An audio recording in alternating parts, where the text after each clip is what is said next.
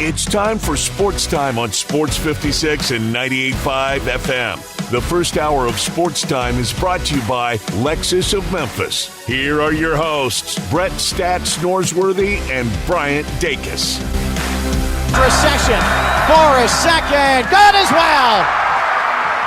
Kansas State doesn't have any timeouts. The inbound from Sills. Here comes Noel. The near side left front court. 3 seconds now, 2. Noel throws it. Massoud. High right. It's stripped away by Davis. He's stolen.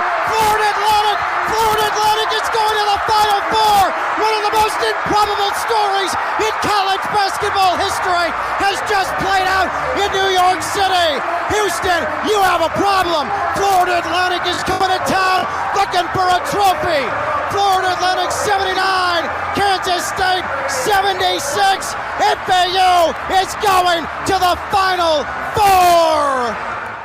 How about that from the voice of the FAU Owls? And they are going to the Final Four. And there for a second, Brian, I was afraid we almost had what almost occurred to him courtside at Madison Square Garden. Good afternoon, everyone. I'm Brett Norsworthy. You are listening to Sports Time. Bryant Dacus alongside with me today and every day and all this week. Jay Morgan Harder out, so Bryant doing the triple duty today. But courtside Saturday, the broadcaster's worst nightmare. He lost signal or had some type of malfunction and was off the air for about a real time, from what I've read, about 6 or 7, 8 minutes, just as the game is ticking down to the most important moment for any school out there, but especially in the history of Florida Atlantic. Mad scramble, one man band. He's the engineer, he's the analyst, he's the statistician, he's the set director. He's everything. He's the play-by-play, and he's in a mad scramble to get back on the air and get back. He gets back on in time and successfully enough to call the biggest moment in Florida Atlantic history. You know his nerves were something else, don't you? I've been in a similar position at not a large scale like that, so I can only imagine. But at least, he got it back up and was able to have that tremendous call. And then I saw Dusty May, he heard about it when he went to the coach's interview and was there for a really long time doing an interview. So that's really cool to see that everything kind of, because I can only imagine being in that situation and just the nerves. We've all been there, and one time Ole Miss pregame, and I can't remember the game, but it was a big one. Maybe 09 against Bama in Oxford. And I mean, countdown, 10, 9, then nothing. Oh, man. Nothing. Oh, man. And I love him to death, but the owner of Telesouth, a great guy, Steve Davenport, been great to me, helped me so much. But Steve's like me. He doesn't know what any of those buttons do. I mean, he doesn't know what any of them do. And his answer to anything technical is to go over to a big bank of buttons and just start turning every one of them. Try anything. and the engineer on site, another great guy that knew exactly what he was doing, John Winfield, said, step away, let me do it. Most of these buttons just need to be set on 6 o'clock. Step away, I got this figured out. And we got on it just in time. But we've all had that moment, and for Florida Atlantic, he did and they did to win at Madison Square Garden and advance to the Final Four. I don't want to make it all about this night, but I've talked about it a lot down the stretch of the year. I saw Florida Atlantic in person this year in the 22-23 season, the season that they're going to the Final Four in New York. I saw them on Friday night, November 11th. Most everybody in Oxford in town thinking about one thing, the Crimson Tide tomorrow afternoon. I went to the Ole Miss FAU game that night, and I remembered, I talked about it some last week, I remembered it being, I'm going to say it, an easy win, a walkover win. I went back yesterday and looked at the play-by-play from the box score of it. Florida Atlantic led one time the whole day, 7-5. From then on, it was Ole Miss up in a trading range most of the day, 10-17, before settling in and winning by 13 that night. And the next day, Gary Darby and I, pregame before Alabama, I told him, I said, Darby, I think it was a pretty good win last night for the Rebs, and most of us expecting a long year in Ole Miss basketball world. He goes, yeah. He said, That was, we both agreed we just don't know what Florida Atlantic really has. Well, they had a lot, and they're on their way to basketball's nirvana next weekend in Houston. I want to roundly reject right now people talking about, the secondary ticket market is going to take a hit. Everybody renting condos and houses in Houston and bars for pregame parties and whatever, they're going to take a hit. First of all, I don't know that, but there may be a site out there that's tracking ticket value and rental property value and things like that. There may very well be. They may be saying it on a fundamental point of being accurate. They very well may be. And the interest by CBS, and I have long known this, we collectively, as a college basketball viewing public, we love the underdogs on Thursday and Friday that first week. With every passing game after that, for our brackets and for our TV viewing pleasure, we don't care that much about St. Joe. We don't care that much about George Mason and VCU and Butler and teams like that, and FAU and Kent State and teams like that. And then on the Saturday of the Final Four, particularly the first game that tips off not in prime time, and I remember covering George Mason that year, and I came home from D.C. and had George Mason fever and couldn't wait until Saturday, and they played Florida. It drew flies in the national semifinals. TV audience. I don't care about all that. The four teams that were on the selection show that got there, they got there. And I don't want to diminish them by saying we're not interested, we don't care. But somewhere at CBS, they care. Oh, of course they care. I mean, my thing is, me and John were talking about this earlier about how some people are saying that people are going to tune out because of this. I don't think that's going to happen. I don't think they tune out. No. I don't know that they tune in. Yes, I agree with you. I think the people that are going to watch college basketball in March Madness, they're going to watch it regardless. I also think there's a lot of history with this year being no number one teams in there, all, 5 seeds or lower, 4 seeds or lower. That we all suspected all year could happen. Yeah, and I mean, we've been talking about that since the start of this tournament, just how wide open it is. And so I think it is a unique into the tournament that's going to get some people excited about it. But I think you're right. I don't think you're going to get, Joe Smalls from, Indiana is just going to be like, oh, man, Florida Atlantic's in the Final Four. Let's tune in. The casual TV audience, today's the national semifinals, they might not tune in. But college basketball person, sports viewing person, they will. I wouldn't even hazard a guess what the TV audience will be. But I know over the weekend it took a little bit of a hit from last weekend, but really it kind of only had one way to go. For me, it's just my viewing pleasure, my college basketball that I love, that we talk about and enjoy. And this week will pretty much wrap it up. Into next Monday, we'll pretty much wrap up a lot of the college basketball talk, because we've been mostly driven by that post Super Bowl. But for me, I'm gonna watch. I don't know. It's with the gusto of maybe last year when you had the bluest of blue bloods. But I'll take however and whenever you get there. But this weekend, Thursday to Sunday, this weekend did not have it for me like Thursday to Sunday last weekend did.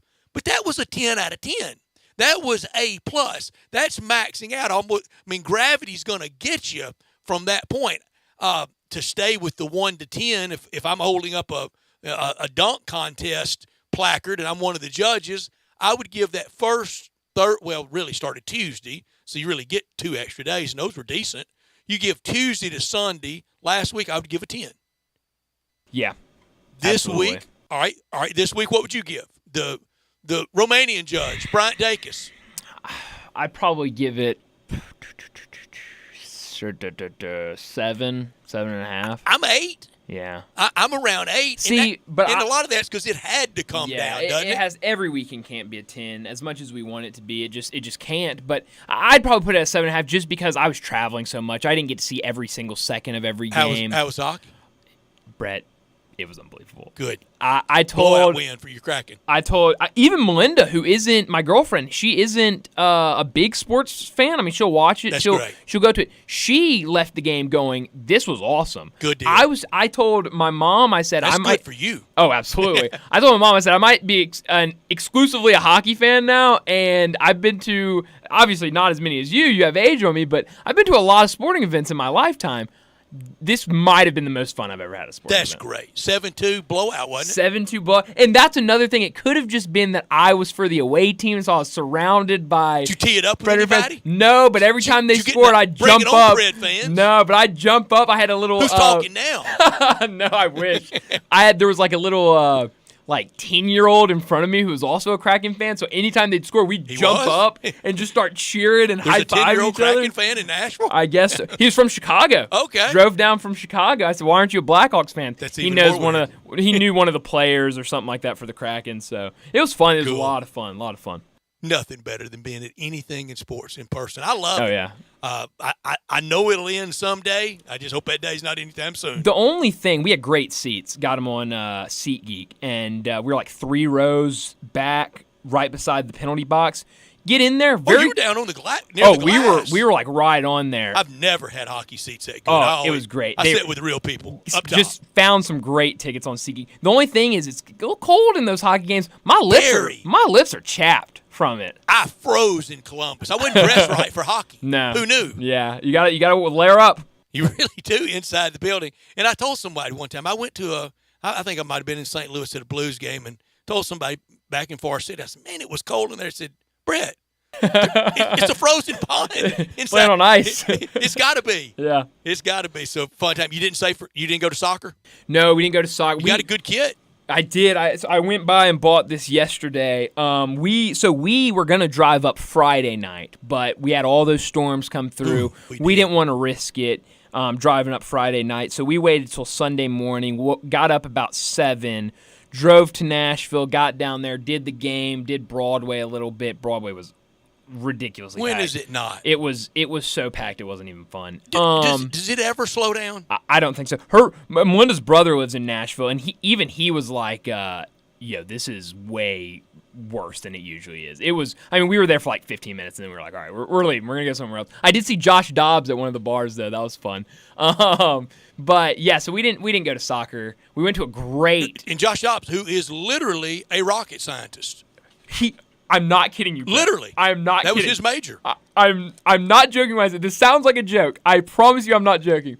I saw him, and one of the main reasons I knew it was Josh Dobbs is because he had a chain and a hat that said Astro on it. I mean, he majored in building the big rockets at Huntsville. Yeah, unbelievable. Yeah, off the charts. Genius. So we had a really good time. I made a deal with Melinda. I said, if we go up to Nashville, go to the Kraken game on Saturday, I'll go shopping with you on Sunday at the mall. So we did a little bit of There you both, go. came back last night. So it was a really good weekend. Great deal. 901-360-8255. To text or call us. We're here until 6 o'clock, and I hope everybody had fun with their bracket. Anybody got a team left? Just one. Out there, somebody let me know. Do you? And please be honest. Does anybody have a team standing? Most every bracket I know of, everything's closed out. I mean, the winners can be paid out, and we have a contest here every year in our building here at Flynn Broadcasting, and in some years, I don't know if I've ever. One year we paid down to 3 people. I think I got some third place money, and then a lot of years I had to set out the bracket. When it was contractually after Rick Newhouse got everybody in college sports in trouble in bracket contests, but now I can again since the whole world's betting on stuff now, and I think I came in 4th this year. I'm gonna be just outside the money, but I love when I came in today and saw who won it. Oh, Johnny Radio. And I know how well the money will be spent out there. Oh, cold beer on me. Man, there's no telling. I'll tell you what, last year, and might come to a surprise a lot of people as much as me and Jay like to talk basketball, me and Jay Morgan last year were dead last and second to dead last. I remember. This year did much better, but last year was a whirlwind. Yeah, we're closed out here, and the three of us nationally, I think we all did the same bracket for the contest here as we did on the air. We're closed out. I get the narrow 2-point win. I had 34 points. Bryant, you had 32 points. Jay Morgan had 31 points. Very close. Y'all needed Gonzaga. They did do some damage over UCLA. But then Gonzaga comes up close again. I want to get into that with you and with our guests today. Here's our guest lineup for today. We're going to talk a lot of Final Four about 3:30 and Grizzlies at 3:45. Our first guest will be David Cobb from CBS Sports. In about 45 minutes, he's with us every Monday at 4 o'clock, and we'll talk with David about all things college basketball on the floor and off, and about Gonzaga, the ultimate bridesmaid now. I mean, they've been there, and they just can't crack through. At 4:30, our bracketologist from bracketwag.com, Shelby Mass, joins us today and be back with us next Monday. Then our great fun run with Shelby will end until next year at some time. Big number of the day at 4:45. DeMichael Cole on the Grizzlies weekend on the road and at home. On the road yesterday, at home Friday night, and the Grizzlies working on that magic number 5:30, what's trending. And we round out the day at 5:45 with Taco Bell Crunch Time. We're in our Family Leisure Studios where family and fun come together. Preseason patio and pool sale going on now at Family Leisure. Buy now and save big with the area's largest selection of patio furniture. Pool season just around the corner. Buy now to get ahead of the summer rush. Special early bird pricing, free layaway, and special financing always available. Be ready to enjoy your backyard as soon as spring hits. Yesterday was the day of the year. Mention this ad. Mention we just talked about it right here on Sportstime, and you get half off delivery and installation. Family Leisure, 2120 Whitten Road, just north of I-40. This hour of our show brought to you every day by Lexus of Memphis, the one and only Lexus dealership in town. It's at 2600 Ridgeway and online at lexusofmemphis.com. Call them at 901-334-9673. Great offers on all 2023 models and always special leasing options. Drive in luxury and confidence knowing that every new Lexus comes with complimentary first and second maintenance services. Stop by today at Lexus of Memphis at 2600 Ridgeway and put yourself in the driver's seat of the all-new 2023 flagship LS500. You'll be looking and you'll be driving in style. When you purchase a Lexus, you get top-of-the-line engineering and design, and they make for the luxury driving experience. Online at lexusofmemphis.com. Experience amazing at Lexus of Memphis. Top story of the day. My top story of the day is all of the college basketball that we had this week and some really fun games from Thursday all the way to last night. But we kind of mentioned it earlier. While last week was a 10 out-of-the-world great games, this weekend it just couldn't live up to that. I mean, I'm not running it down. No, it just could not reach that level. And that's okay. It was still a really fun weekend of college basketball. I mean, you have Florida Atlantic and Kansas State really go down to the wire. Florida Atlantic wins to advance to the Final Four, their first Final Four. The Miami-Texas game was really close. The San Diego State-Creighton game was extremely close, met with some controversy.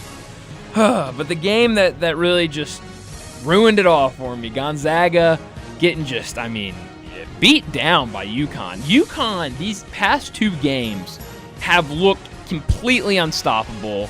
Against Arkansas and Gonzaga. Yeah, I mean, against two good teams, really good teams.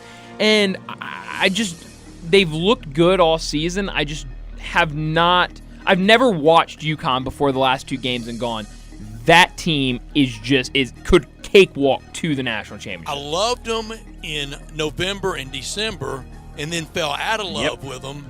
And now they're the heavy favorite, and they just eviscerated a really good Gonzaga team. And now all these questions around Mark Few, universally liked. If you don't believe Mark Few is well liked and had built up a reservoir of goodwill, and I hate to bring this up about probably one of the darkest days of his public career. Remember his DUI a couple summers ago? It's almost hard to remember because nobody ever talks about it. You know why? Because he's loved. They knew it was an outlier, and he handled it like you should. Mm-hmm. They said as soon that the officer's testimony as soon as he pulled over, I'm horribly in the wrong. I know wow. I'm wrong. You do your job. Yeah. I'm very sorry. He immediately. Now, I don't know that would work for everyone, but in that community and in the community of college basketball, they all knew it was an outlier. Mm-hmm. And that's why he was so defended. And it was what, a one-day story? If that. Yeah. A one afternoon story. Now you contrast that with some others in college football and college basketball. They wouldn't get that break because they hadn't built up that goodwill. And he has. My top story, from 68 to the promised land of college basketball, down to 4. Final Four is set in Houston. FAU with a history about as thin as any Final Four participant ever. Only been around in D1 about 30 years. But they're headed to NRG Stadium in Houston with San Diego State, UConn, and the U, the ultimate football school of the U. I'm not saying I know this area great, but I would imagine, just stereotyping, I know you can get a lot of trouble doing that. But from Boca Raton, heck, from St. Augustine to Key West, I can't think of an area in the country that would care less about college basketball than that area. It's got not one but 2 teams in it, in that area. I mean, just most nights at games at the U, it's not crowded for. Now, when Duke comes to town, it is. In North Carolina, it mostly is. But you've got these teams, UConn and the U on one side, FAU and San Diego State on the other side. Whether they're passionate or not, they're going to be passionate this week. How about this game watching and the various game watching parties down there? You can go to the beach and watch the Final Four this weekend.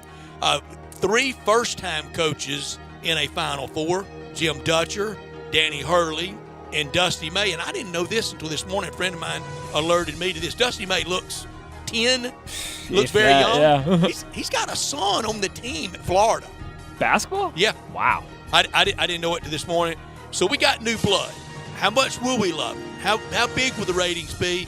That's not that big to me, but it's big to some TV execs, and I'm sure to secondary market ticket sellers and people around Houston.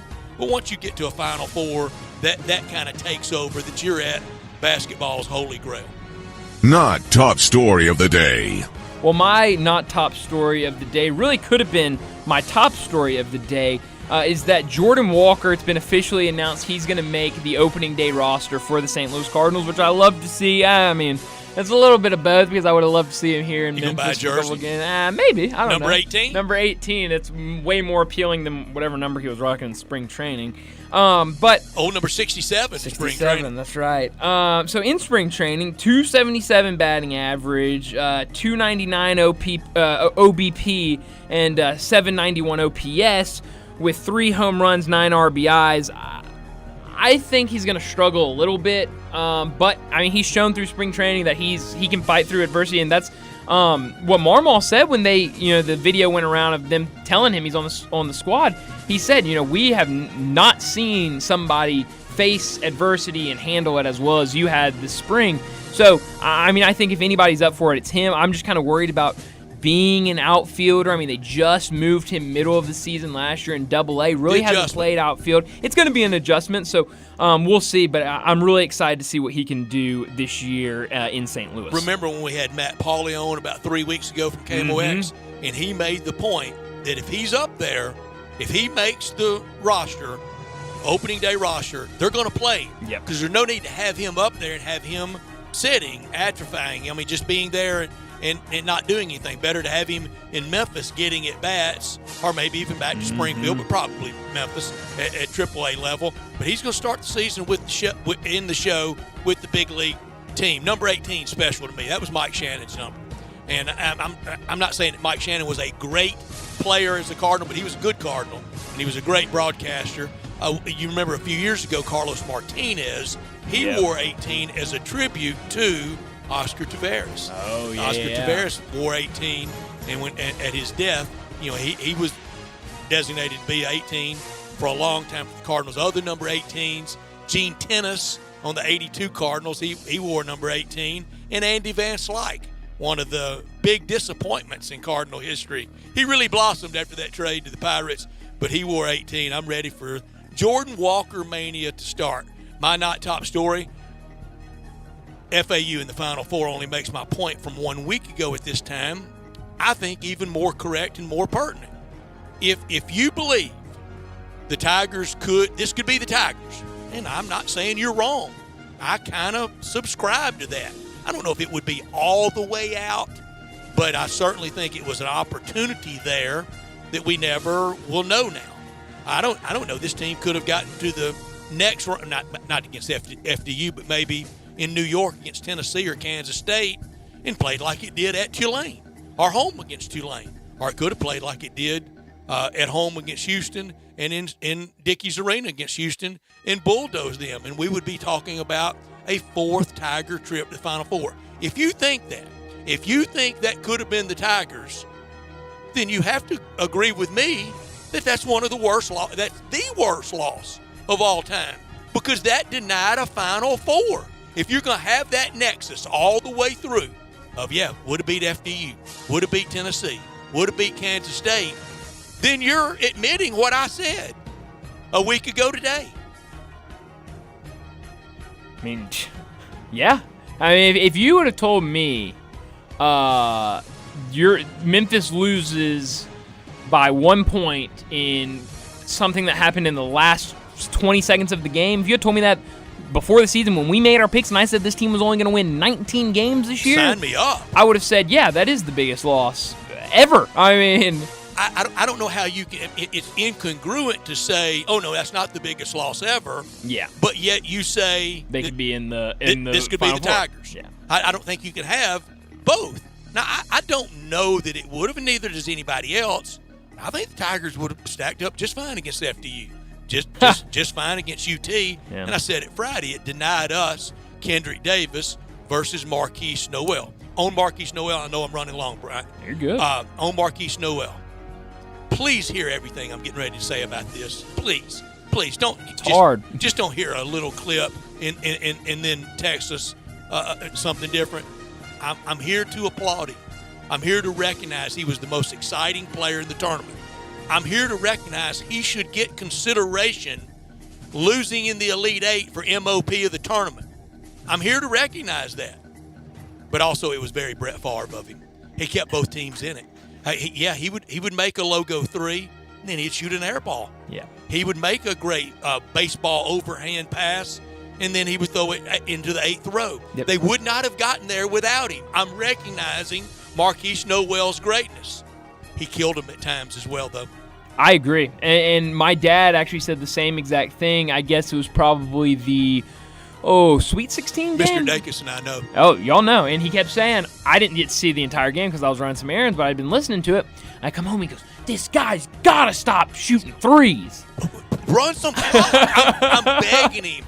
You don't need all this. And I thought it got away from Kansas State and FAU. Yeah. They cashed in. You can be a part of this show. We do want you to text, even if you only heard half of that. At 901-360-8255, you can watch us live and message us on Twitter, Facebook, YouTube, or at www.sportsmemphis.com. This is Sports Time. We are real sports talk. Sports 56 WHBQ. Available on your radio dial at 560 AM and 98.5 FM, as well as around the world online at sports56whbq.com. Take us with you everywhere by downloading the Sports 56 app. And at home, just say, Alexa, play Sports 56. Wherever you are, stay tuned in to real sports talk. Sports 56 and 98.5 FM. Calling all the Mid-South. Bobby J is waiting for your call today to drive off in your new Kia from Gossett Kia on the Pike. 2023 Kia Soul LX3, $33 a month, $27.99 due at signing. Or 2023 Kia K5 LXS, $362 a month, $31.99 due at signing. And 2023 Kia Sportage LX all-wheel drive, $381 a month, $34.99 due at signing, all 36-month lease. And if you can't find what you're looking for, let Bobby J order a new ride for you today. Plus, Kia's best-in-class warranty, 10-year, 100,000-mile powertrain limited warranty. Ask for Bobby J. He'll put you in a new Kia today. Gossett Kia, 1900 Covington Pike. Online, KiaCovingtonPike.com. If you want it, we got it at Gossett $150 acquisition fee, 30,000 miles, 20 cents excess mileage. Sold P7866 988, MSRP 22,945. K5 PG 200 400, MSRP 26,455. Sportage PG 107,225, MSRP 29,790. Includes all rebates and incentives. Must finance 200. Excludes tax title and license with approved credit. See dealer for complete details. Offer valid through 3/31/2023. Dealer stock only. Warranty is a limited powertrain warranty. See Kia.com or retailer for details. Visit Frontier Western Store today for new shirts and boots. Frontier is your top Carhartt store in the Mid-South. There's thousands of in-stock shirts and jeans. They have the classic K87 pocket tee in every color they make, including new ones just released. Available small to 4X. Want new jeans? Frontier has you covered with super tough work denim by Carhartt. And you've got to check out their selection of Ariat jeans for men, women, and children. You'll love how easy it is to find the size and style you need. Have you seen Frontier's remodeled world-famous boot showroom? It continues to expand. New styles by Ariat just arrived, plus plenty of in-stock proven classics too. Whether you need work or dress boots, trust that Frontier's the place to come. See thousands of pairs of Ariat boots and thousands more by Dan Post, Corral, Durango, Rocky, Twisted X, and others. And Frontier's pricing is lower than online and chain stores, so you know just the local shop to visit. Frontier Western Store, 5880 Goodman Road in Olive Branch, and on the web at frontierwesternstore.com. Locally owned and operated since 1967. Do you owe more than $10,000 in back taxes? Good news. There's a new way out. It's called the Fresh Start Initiative. Call U.S. Tax Shield, A+ rated with the BBB. 800-391-5063 for your free consultation and let U.S. Tax Shield protect you from the IRS. Brian Elder's Roofing Solutions. Brian Elder Roofing, 867-0303. You've known the name for 30 years. You might even remember him from nearly 20 years on Kix 106 as half of the Young and Elder Show. Now, 13 years later, Brian Elder is the largest purchaser of Owens Corning shingles in Memphis. Call him right now, 867-0303. Certified and trained by Owens Corning to earn a reputation for quality and expertise matched by no one. Don't let them tell you it has to be replaced when all it needs is a repair. Call right now, 867-0303. He'll climb every inch of your roof. He'll go into your attic and run a moisture and ventilation test using state-of-the-art equipment to make certain you're protected from mold and other contaminants. You may be causing respiratory problems for your family and not even know it. We're waiting for your call, 867-0303 or brianelderroofing.com. Call 867-0303. Brian Elder's Roofing Solutions.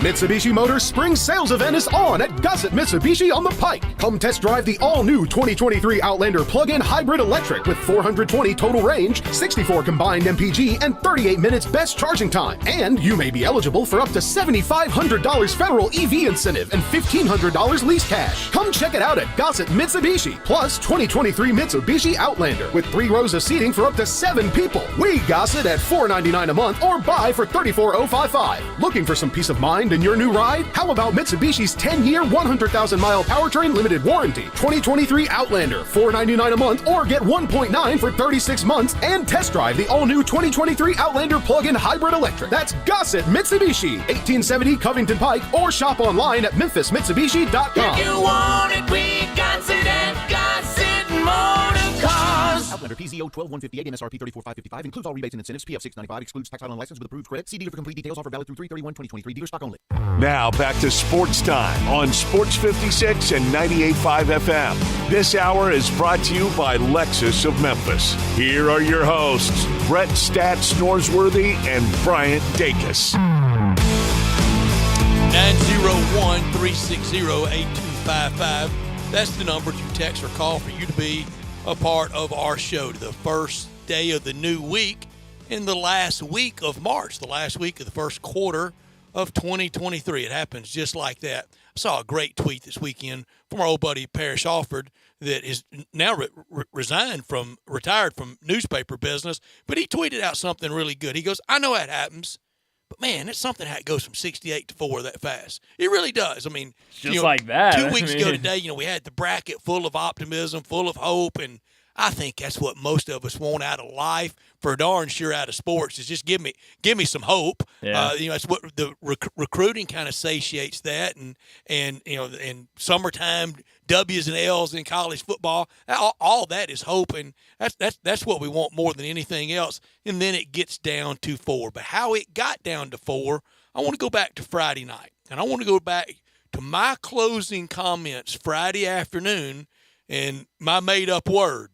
I was scared to death all year of the SEC having Big Ten-itis, and they were afflicted badly with it Friday night. Yeah, they sure were. I mean, honestly, I wish Jay was here because I have to give him a lot of credit. I mean, for people who don't know or don't listen regularly, he is not a college basketball guy. He's an NBA guy, but he is a schematics guy. He coached college basketball for a while, played college basketball. But just watching, I mean, he would come in every week and say something about this team sticks out, something about this team. And he kept saying about the San Diego State team from the first game he saw of them in the first round. It was the first time he'd ever seen them. He said, this team is big. This team reminds me a lot of Alabama. And if this team ends up playing Alabama, I think they can maybe beat Alabama just because of how they match up with them. And he was exactly right. I mean, that is a long team that really wanted to get out there and kind of prove themselves against what was considered the best team in the country all season long. They play when most of us are asleep. I had my fascination with San Diego State, and I let it go quickly. Remember, when I locked in, I missed on both of them. Yeah. I said I got UCLA and Houston going as far as they can go. I missed on both pretty badly. And I was groping, searching, hoping for a third team. Kind of fell in on Alabama, missed badly on that one too, and had my fascination with San Diego State. Had a little bit of fascination, not for long. I don't want to overdo it with UConn, but was Virginia, Baylor. Who could Kansas? Who could it be? Who would be that other team? Kansas State. I had in my Final Four. I had Kansas State in the Final Four out of the East. Never had San Diego State, and here they are. Now, to the people that want to, again, all we want is hope out there. We really do. Yeah, we really do. We want to hang on to something. I'm a fan just like y'all are. That's all I am. I just get to talk about it. I'm a fan just like y'all are. I want to cling to this. I want to cling to if Ole Miss had wrapped up the Bama game, would have gone to Fayetteville and played well, and then closed it out in the Egg Bowl, and maybe been 11-1 and gone to maybe the fourth. I want that hope too. I want that. Don't we all? So Tiger fans are thinking that could have been us. How come it couldn't have been Charleston against San Diego State in that first round? How come it couldn't have been Drake in that first round against Miami? We could all sit there and play the shoulda, coulda stuff. But as I say about shoulda, coulda, woulda, almost, maybe, probably, that is the common denominator language of the defeated. Yeah, and just kind of going back to this game, because I know it's been talked about a lot, and I'm not really sure where I kind of sit on it. I think I know where I sit on it, but I'm not sure. But the biggest talk has been with Brandon Miller in this game because obviously it was awful. Not a good NCAA tournament 3 whatsoever. of 19? Let's see, I have it pulled up right here. He was from the field. I'm not sure about that game. The whole tournament, 8 for 41. Yeah. Which is 19.5%. And from 3, he was 15.8%. So not a good shooting game, and a lot of people are trying to decide, was it just kind of being under that, glass the whole time? I mean, everybody paying attention. Security guard yeah. with him. Well, did that catch up Couldn't to have him? helped. Or do you really think it was this groin injury? I think it's something we can ask David Cobb later. I think I'm on the side of it was the groin injury because, yeah, you're right with the threats and everything. I didn't even think about that when I was thinking about this I'm not going to take a side. I'm going to say the whole kettle of fish got it. I think so. I think it's a little bit of everything. But, I mean, still, the fact that this guy, after all of it, I don't want to, say something that will make it sound like I'm defending him for what he did, but to be able to have all of that pressure on you after something like that and go out and have some of those games he had in the end of the regular season is impressive. And then to go out and do this in the NCAA tournament, it's a little concerning. And I do think it was probably a mixture of the groin and just the pressure and everything. But, I mean, this is a guy 2 weeks ago, people were writing stories about this is your number 2 overall pick. And I just, after watching him... Ahead of Scoot. Yeah, I've only seen Scoot play once or twice, but everything I've heard about Scoot is he's unbelievable. I'm just wondering what put to the player of the year, freshman player of the year, to end up like this. I've never seen something like this in a postseason. Yeah, he just wasn't there. He was ineffective. And my reservations about Nate Oates going back really most of his Bama tenure, I just don't think it's coaching. I don't think that's strategy when you go, guys, go make your threes. 1, 2, 3 Go play team. basketball, yeah. On 3 team. Yeah. On 3, make threes. Mm-hmm. I don't think that's a strategy. I don't think that's really. I mean, okay, it may suffice as a plan A. What's plan B if the shots aren't falling? But for the SEC writ large, I was scared of this, warned of it the entire season. Going 2 games and seeing teams in person, I thought it was the least best Auburn team I'd seen under Bruce Pearl at Auburn. Yeah.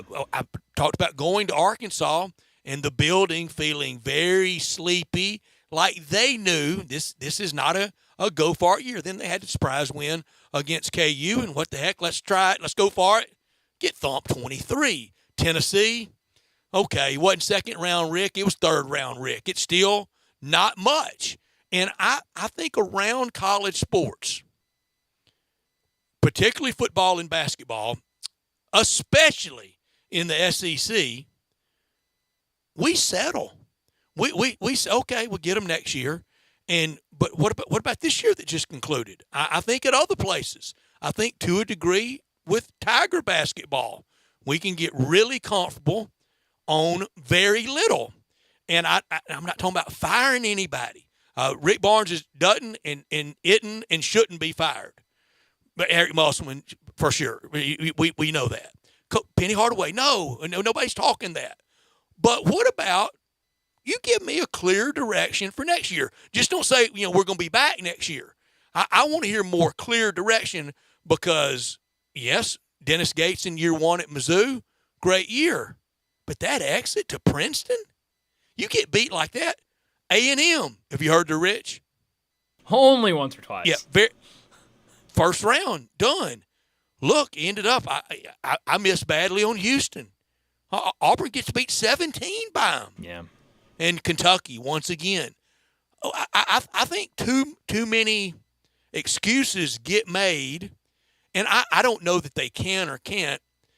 Again, I'm not talking about firing anybody, but just the idea of you pick your SEC AD, pick any school, Keith Carter, Danny White, Greg Byrne, any of them. You pick any of them, Scott Woodward at LSU, Ross Bjork at A&M. I'm not talking about talking ugly to anybody. I'm not talking about putting anybody on any notice. And I know this is how it kind of has to go in this world. Have their secretary contact the football or basketball coach's secretary and go, hey, just on your calendar, sometimes when you've got an hour over the next 4 weeks, I would like to visit. And again, I'm not talking about putting anybody on any notice, talking harsh to anyone. Have them brought in and go, how can we do better than this? Yeah. This isn't enough. Mm-hmm.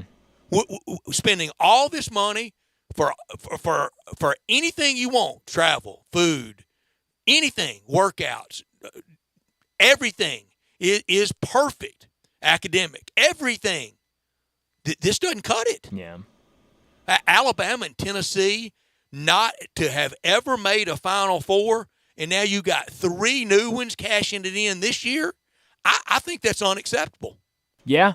I mean, and it's interesting. We've talked about this a couple of times, but it is interesting kind of thinking about how different college athletics and professional athletics is because, and you just mentioned it's what sparked this thought in my mind about how you lose in the NCAA tournament. You could lose in the first round. Heck, you could maybe even not even make the NCAA tournament, and people are preaching positive things to you. We're going to be better next year. And recruiting plays a big part of that because you can go out and get stars and all this stuff.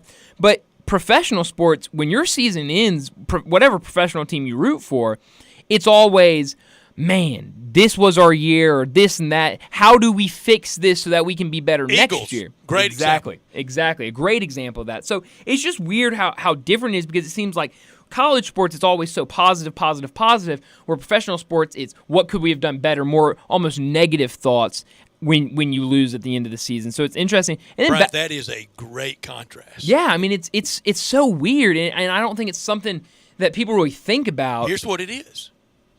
Here's the big difference.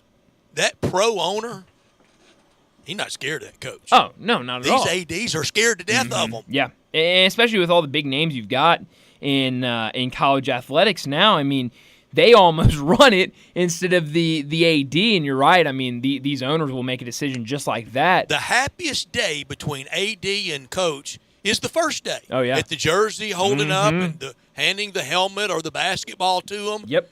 And then with any success, they start owning you. Yeah. The coach starts owning the AD. Yep. Not at that pro level. No. And here's a good example.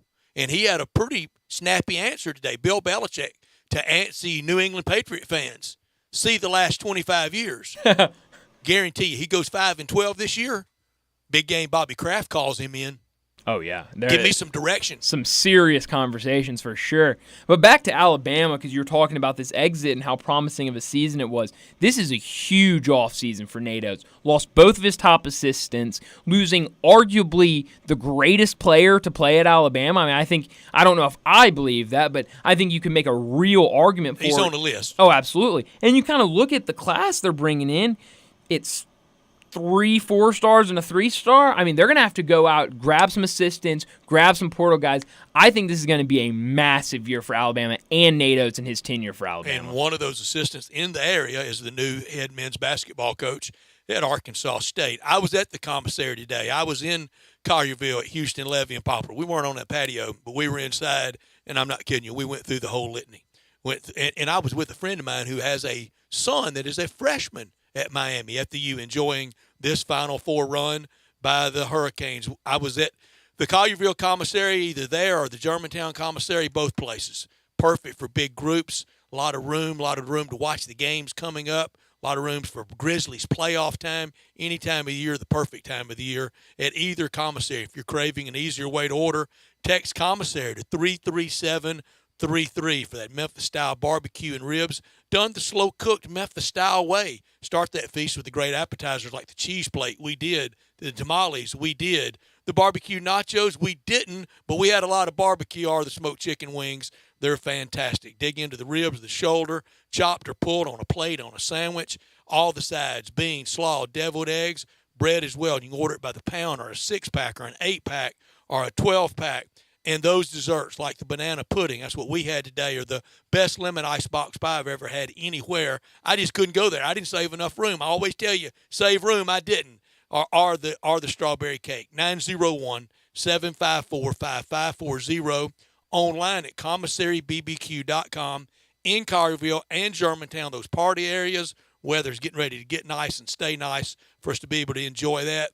Whether it's to go or catering, tailgating, any time of the year, let the commissary at the new Collierville commissary at Houston, Levy, and Poplar, or the original in Germantown, be your place to enjoy Memphis-style barbecue. When we come back, we talk Grizzlies on Sportstime. Add a little fun to your lunch break. Join Johnny Radio for Sports 56 Happy Hour from 11 to 1 every weekday on Sports 56 and 98.5 FM. Make your next grill your last with the Big Green Egg. Smoke, bake, roast, sear, and grill, all with a lifetime warranty. Save money on eating out, fuel costs, and replacing expensive grills that cannot stand up to the Big Green Egg. Ready to cook in only 10 to 15 minutes with cook temperatures below 200, above 700, and anywhere in between with ease. Change your at-home cooking experience for life. Go to shop.biggreenegg.com.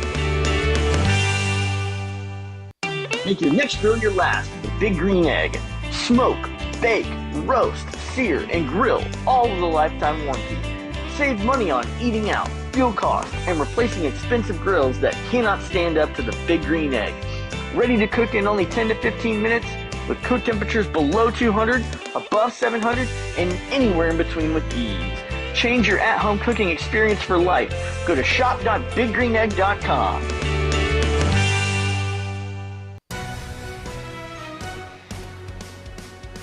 Get in the game with DeSoto Auto Sales.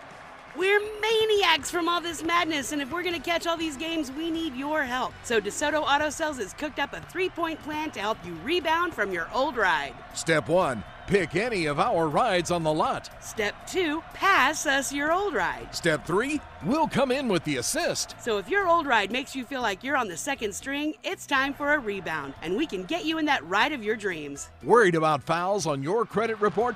The DeSoto Auto Sales credit approval process is a slam dunk. But hurry, this deal is done at the buzzer. DeSoto Auto Sales is the Mid-South's #1 pre-owned dealer, and we're not afraid to go into double overtime for you.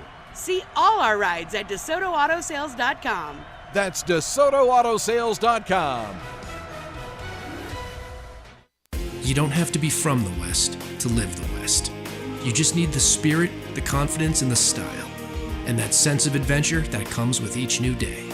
Wrangler, for the ride of life. Shop our newest styles today at Wrangler.com. Come celebrate the savings with Gossett Chrysler Jeep Dodge Ram Fiat on the Pike. It's Ram Truck Month and the Jeep Celebration event, so we're ready to rock. 2022 Jeep Renegade $5,000 off. 2022 Dodge Charger $6,000 off. And 2023 Grand Cherokee El Laredo with third row seating $7,000 off. Plus 2022 Fiat 500X $4,000 off. Gossett Chrysler Jeep Dodge Ram Fiat on the Pike says you won't find a better deal anywhere else. And if we don't have it, Gossett will order it today. So drive past the rest and come to the best at Gossett on the Pike or shop online at GossettMotorCars.net. If you want it, we got it at Gossett Motor Cars. Fiat 500X, NP 98268, MSRP 30,950, Renegade, NPN 95921, MSRP 32130, Charger number NH261941, MSRP 35630, Cherokee PH794494, MSRP 46765. Includes all rebates and incentives, excludes tax line and license with approved credit. See dealer for complete details. Offer valid through 3/31/23. Dealer stock only. Is your wife asking you to stop eating junk food? Well, we have you covered at Humdinger's. It's quick and it's healthy, and most important, it tastes amazing. With many choices from salmon salad to rainbow trout and grilled asparagus. Come visit us for lunch at Humdinger's, 6300 Poplar Avenue. So good, Coach Penny eats with us weekly. Don't forget, Humdinger's offers full-service catering for weddings, social events, or your corporate lunches. You can call 901-260-8292 to find out more. Now back to Sports Time on Sports 56 and 98.5 FM. This hour is brought to you by Lexus of Memphis. Here are your hosts, Brett Stats Norsworthy and Bryant Dacus. Friday night, the Grizzlies steamrolled the woeful Rockets at FedEx Forum and handled them easily. Scored 151, beat them 151-114. I thought after the scare on Wednesday night, it wouldn't even be close. I thought that was the Rockets' best chance. It was. And then last night, yesterday afternoon, in the matinee in Atlanta, they take care of the Hawks, and I love the Hawks backcourt. I think I love the Hawks backcourt, and I love Capella up front. But the Grizzlies win 123-119 to move to a season high 20 over 500. Magic number for the 2 over Sacramento, now 7. Any combination, y'all know what the magic number means. Any combination of Grizz wins, Sacramento losses equaling 7. The Grizzlies are locked in as the 2. 1 to eliminate Phoenix. Now just trailed Denver by 3. Any chance? I mean, I don't want to say it's 0. They got to bottom out, though, don't they? They would. I don't think it's likely, but I guess there's still a chance. There's a chance. I don't know when I guess I write it off when it's mathematical. But right now, the Grizzlies would be the 2 and would play the 7, and that would be New Orleans. Ooh. I don't know if I want to play a healthy New Orleans. I don't know that I do either. I don't think that's right either. I'm scrambling to the standings. 7 would be right now. 7 would be the Timberwolves. Okay, rematch last year. But that could change. I mean, the Pelicans are in 8. The play-in, if something got crazy in the play-in, very fluid. Mm-hmm. Even for Golden State, they could fall to 7, and we don't know how the play-in works. We do know when the play-in starts in that 7 versus 8 game. Whomever wins that one, that's the 7 seed. Yeah, and then we sort out for the 8. Lakers right now today 1 under 500, lose to Chicago at home with LeBron, and they are 1 under 500 and in 9th place, but still in the playoff pecking order. Not Dallas. The Kyrie Irving trade has not worked. They're 6-12 since they traded for him, and 4-9 when he and Luka both are in the lineup? I think it's something like that. Yeah, that Mavericks team's really banged up. Both those guys are a little banged up too. But I do, if I can, I want to read. I was looking through the text messages we've gotten over the last hour since we started. I wanted to read one because I liked it a lot. Brad texted it in. This was earlier in the show and said, when y'all talk about the Grizz, something to consider, not just because of the 10 threes Friday, but did the Grizz win the trade deadline? I know KD got hurt, but Dallas, question mark, we're still not at full strength.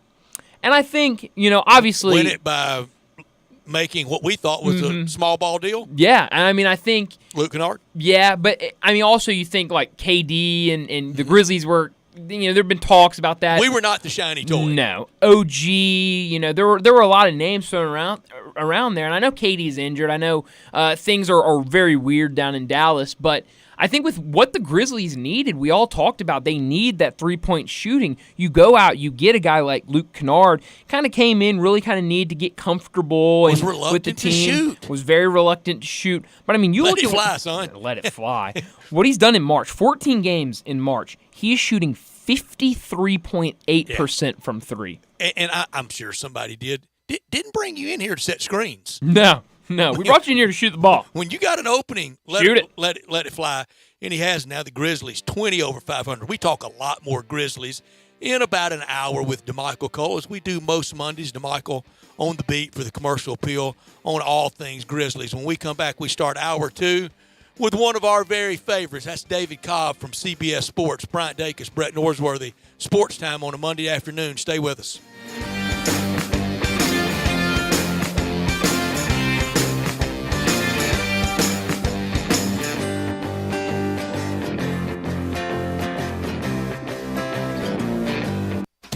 Spring is around the corner. That means the sounds of air conditioners cranking up will be in the air soon. Hi, this is Lauren Choate with Choate's Air Conditioning, Heating, and Plumbing. This month only, receive $1,000 off the purchase of a new Carrier AC unit. No gimmicks, just $1,000 off for the Choate's Early Bird Carrier AC special. If your AC is in good shape, call us to get your $60 20-point AC tune-up to get your AC cleaned and ready for the warm seasons ahead. Choate's is here for all your cooling, heating, plumbing, air duct cleaning, and commercial needs. Call us today at 347-8086 to take advantage of these early bird specials. Or to schedule online, visit ChoatesHVAC.com. So turn to the experts with Choates. And remember, let our family serve your family. While it is true that 117 Prime, Memphis's premier downtown dining destination, is the place in Memphis to get a perfect steak, sometimes you might not be in the mood to get a steak. Maybe you want to visit the best raw bar in Memphis instead. The raw bar at 117 Prime is as excellent as everything else at 117 Prime. Fresh oysters on the half shell, a shrimp cocktail, the char-grilled oysters, or the oysters Rockefeller. Or really go for it and have it all and more by getting the Seafood Tower. 117 Prime is a steakhouse, but it's a steakhouse with so much more. Are you looking to lease a commercial space for your business? Call Stephen Hoffman. Are you a landlord looking to have your space leased? Call Stephen Hoffman. Maybe you're looking to buy or sell commercial real estate. If so, you want a professional broker looking out for your best interest, and that broker is Stephen Hoffman with Myers Commercial Real Estate. Stephen is a Memphis native who knows his market well and only works the commercial side of real estate. He works for a great firm that has been locally owned and operated in Memphis for almost 40 years. Whether representing tenants, landlords, or investors alike, you are sure to get great market analysis, access to on and off market listings, and a tough negotiator on your behalf. Call 901-761-5595 and ask for Stephen Hoffman. You can also find him on the web at MyersCRE.com. That's MYERSCRE.com. Stephen Hoffman with Myers Commercial Real Estate. Representing your real estate business is his business. Call Stephen Hoffman, 901-761-5595. I had a nighttime routine for my frequent heartburn. I would drink milk, I would sleep upright with more pillows, but that painful burning stayed. So I made Prilosec OTC part of my morning routine. With just one pill each morning, Prilosec OTC prevents excess acid production, blocking heartburn day and night. Now I have a new nighttime routine. I call it sleeping. One pill a day, 24 hours, zero heartburn. With Prilosec OTC. It's possible while taking Prilosec OTC. Use as directed for 14 days to treat frequent heartburn, not for immediate relief. Hi, this is Troy Fiveash, owner of Fiveash Roofing. In these uncertain economic times, there are so many things as a contractor and a business owner that I cannot control. The rising cost of materials, not to mention fuel and transportation costs. In the last 2 years, shingle prices have almost doubled and commercial materials have doubled. And I don't have to tell you what fuel costs these days. But you know what I can control? How much markup I put on a project. I have always prided myself in knowing I never gouge a customer. But in an effort to ensure my crews have work and my customers are being treated fairly, I have lowered my profit margin, hoping to give you a price you can live with and keeping my crews busy. So if you need a roof or gutters, please give us a call.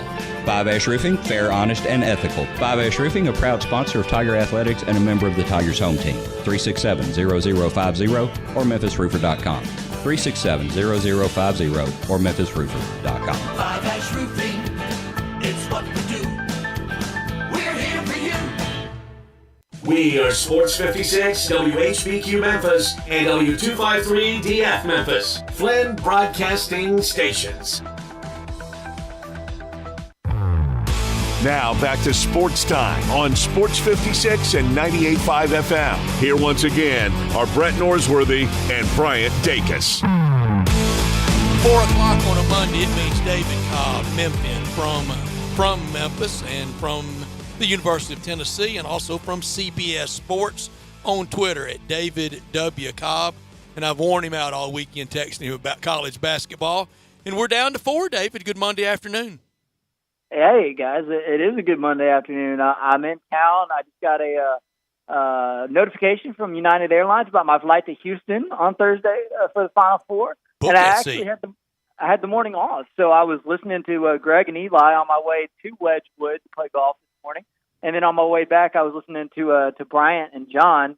Bryant, yeah, he's pulling a double duty today for sure. But yeah, man, I'm doing well. I'm excited. It's a random Final Four that we've got this weekend, but hopefully it delivers and gives us something memorable. Good for the game? Good question. Let's see how it plays out. If the games are duds and UConn rolls through the field like they have their first 4 opponents, then not good for the game. However, if it provides us something memorable, great finishes, good games, compelling action, then we'll look back and say it was good for the game, because this could be the start of something, for FAU. Every little program that got built into something big, like a Butler, like a Gonzaga, heck, even like a Baylor under Scott Drew. Like a Memphis in 1973. Everybody starts somewhere. That's right. And this could be the start for FAU. And heck, we might look up in 5-10 years and see San Diego State as a premier basketball program in the Pac-12, potentially, depending on how realignment shapes up. So, yeah, you know what? If you look at it from that perspective, this could be a Final Four that doesn't seem significant in the moment, but that we look back on in 10 years and view very much differently. And kind of the curt, blunt answer you very well could have given me is it's for the game. It is the game. That's who earned it. That's who got there. Everybody started at the same starting point. Yeah, absolutely. And you can debate whether or not a 64-team single elimination tournament is really the best way to decide who was the best team in the sport. But, guys, there is a reason Ken Palm doesn't name the national champion. There is a reason the net doesn't crown the national champion. It gets decided on the court, and that's something special and unique about college basketball. And it's why the analytics can only ever take you so far, because eventually it gets down to individual performances, who's playing the best at the right time, and that's what creates those magical moments in college basketball.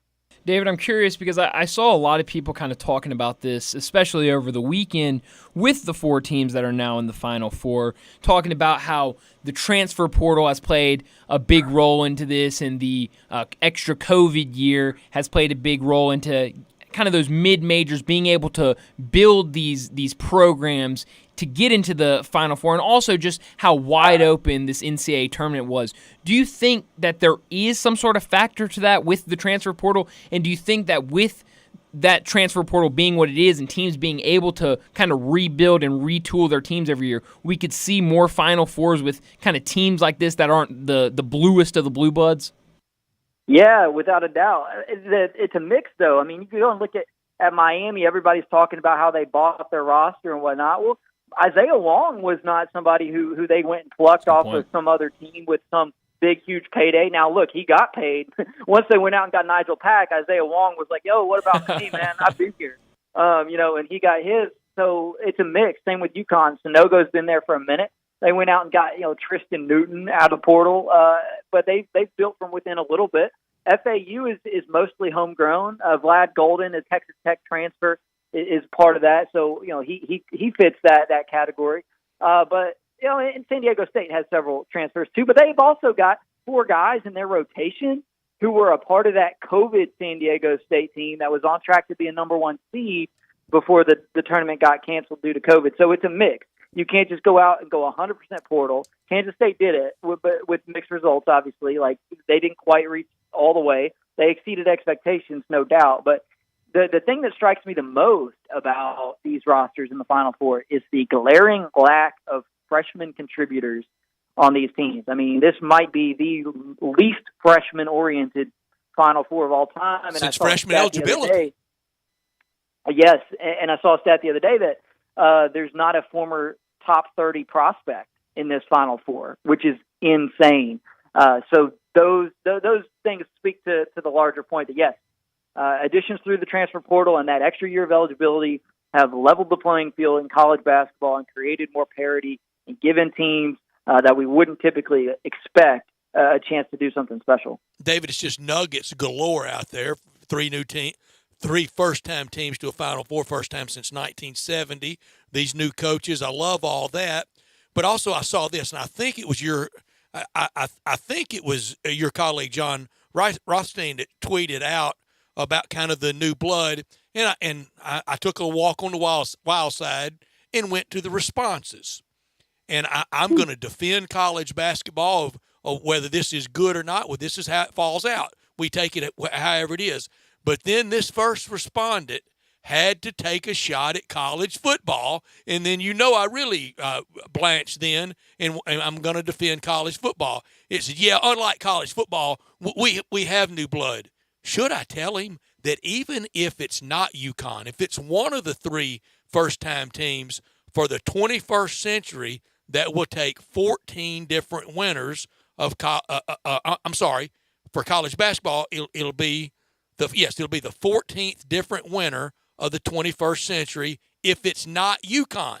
If it's UConn, it stays at 13 because they've won in the 21st century. College football's at 12. Yeah, and that sense of parity in college football will increase in the 12-team playoff era because all these basketball teams that feel like they have hope now, that becomes every team in college football because even the group of 5 squads are going to go into the season believing they've got a chance to secure the automatic bid from the group of 5 leagues. And so it may not be quite to that level, but there's also fewer teams in college football. There's not 363 FBS college football programs. There's about 131, and that number increases ever so slightly each year, but it's only about a third of the number of teams that are in college basketball. So you got a smaller pool in college football to begin with.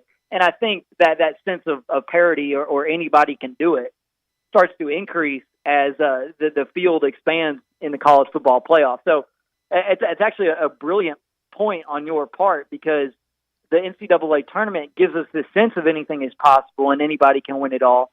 But by and large, it mostly is the traditional powers who end up holding the trophy at the end in college basketball. And even Texas, it chokes at everything and did yesterday. Even Texas has won one in college football in the 21st century. Yeah, they have. Yeah, so Texas falls short of that Final Four. Just a crushing blow, honestly, for them. It would have been a pretty remarkable story to see them get to Houston after losing their coach midway through the season. But still, I think they made the right move by going with Rodney Terry. I was a little surprised to see the terms of the deal today, 5 years on that contract for Rodney Terry, because you think he probably would have said yes for 3 years and maybe even less money, right? When did they write that contract? At halftime yesterday? Right. I think here's my this is like kind of a suspicion of mine. I don't have any evidence of this. I'm not reporting this, but I wonder if in mid-February, Chris Del Conte didn't know that he was giving Rodney Terry the job, but wanted to keep that to himself because it was so obvious how hard that team was playing for Rodney Terry that he might have been afraid that, he deserved that. If they go ahead and name him the full-time head coach before the postseason, well, maybe that extra bit of motivation that the team has played with for Rodney Terry, maybe a little bit of that leaves the picture if they know that they've earned him the job. So I kind of wonder if they wanted to just keep that motivation on the roster to go out and earn Terry the job, and if maybe that wasn't why he wasn't named the head coach sooner. But nonetheless, Elite Eight run under those circumstances, Big 12 tournament title, yes, he absolutely deserves a shot. Now, will it work out in the long run? We'll see. The question is now, can Rodney Terry build a roster that's comparable to the one he just had? Because clearly he could coach the one they just had pretty well. The results were great. But now so much of college basketball is roster construction. I mean, you're practically an NBA general manager if you're a college basketball head coach, because you got to have the wherewithal to understand, one, how the pieces fit, and then two, how you get them there. So it's a lot more than just the X's and O's. And Rodney Terry was great at the X's and O's this year. Now we'll see if he's good at the other part. Yeah, I think you're right. I mean, it's we've seen that he's been able to kind of coach these guys, but that you're right, that roster building is a big thing too. I'm curious, you're talking about the kind of lack of freshman star power in this tournament to kind of shine through.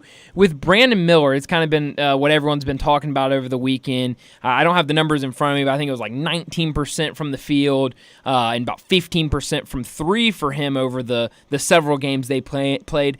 How much of that do you think was that groin injury, and how much do you think was kind of a culmination of the groin and kind of having all this pressure? I mean, heck, he had to have an armed security guard walk with him to the practice floor in the first round. I mean, that's got to be a lot for a young kid to be able to go through trying to be the leading scorer on one of the favorites for the national championship.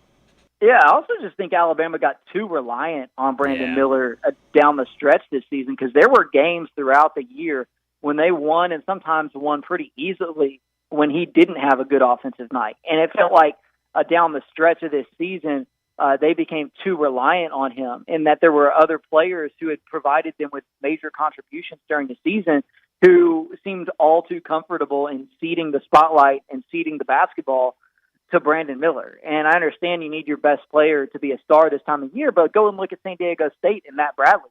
The only double-digit scorer on that team has not had a good NCAA tournament. Yeah, here they are left standing in the Final Four because other people stepped up. So I think it's a combination of Brandon Miller not being at his best, maybe due to injury or those external circumstances.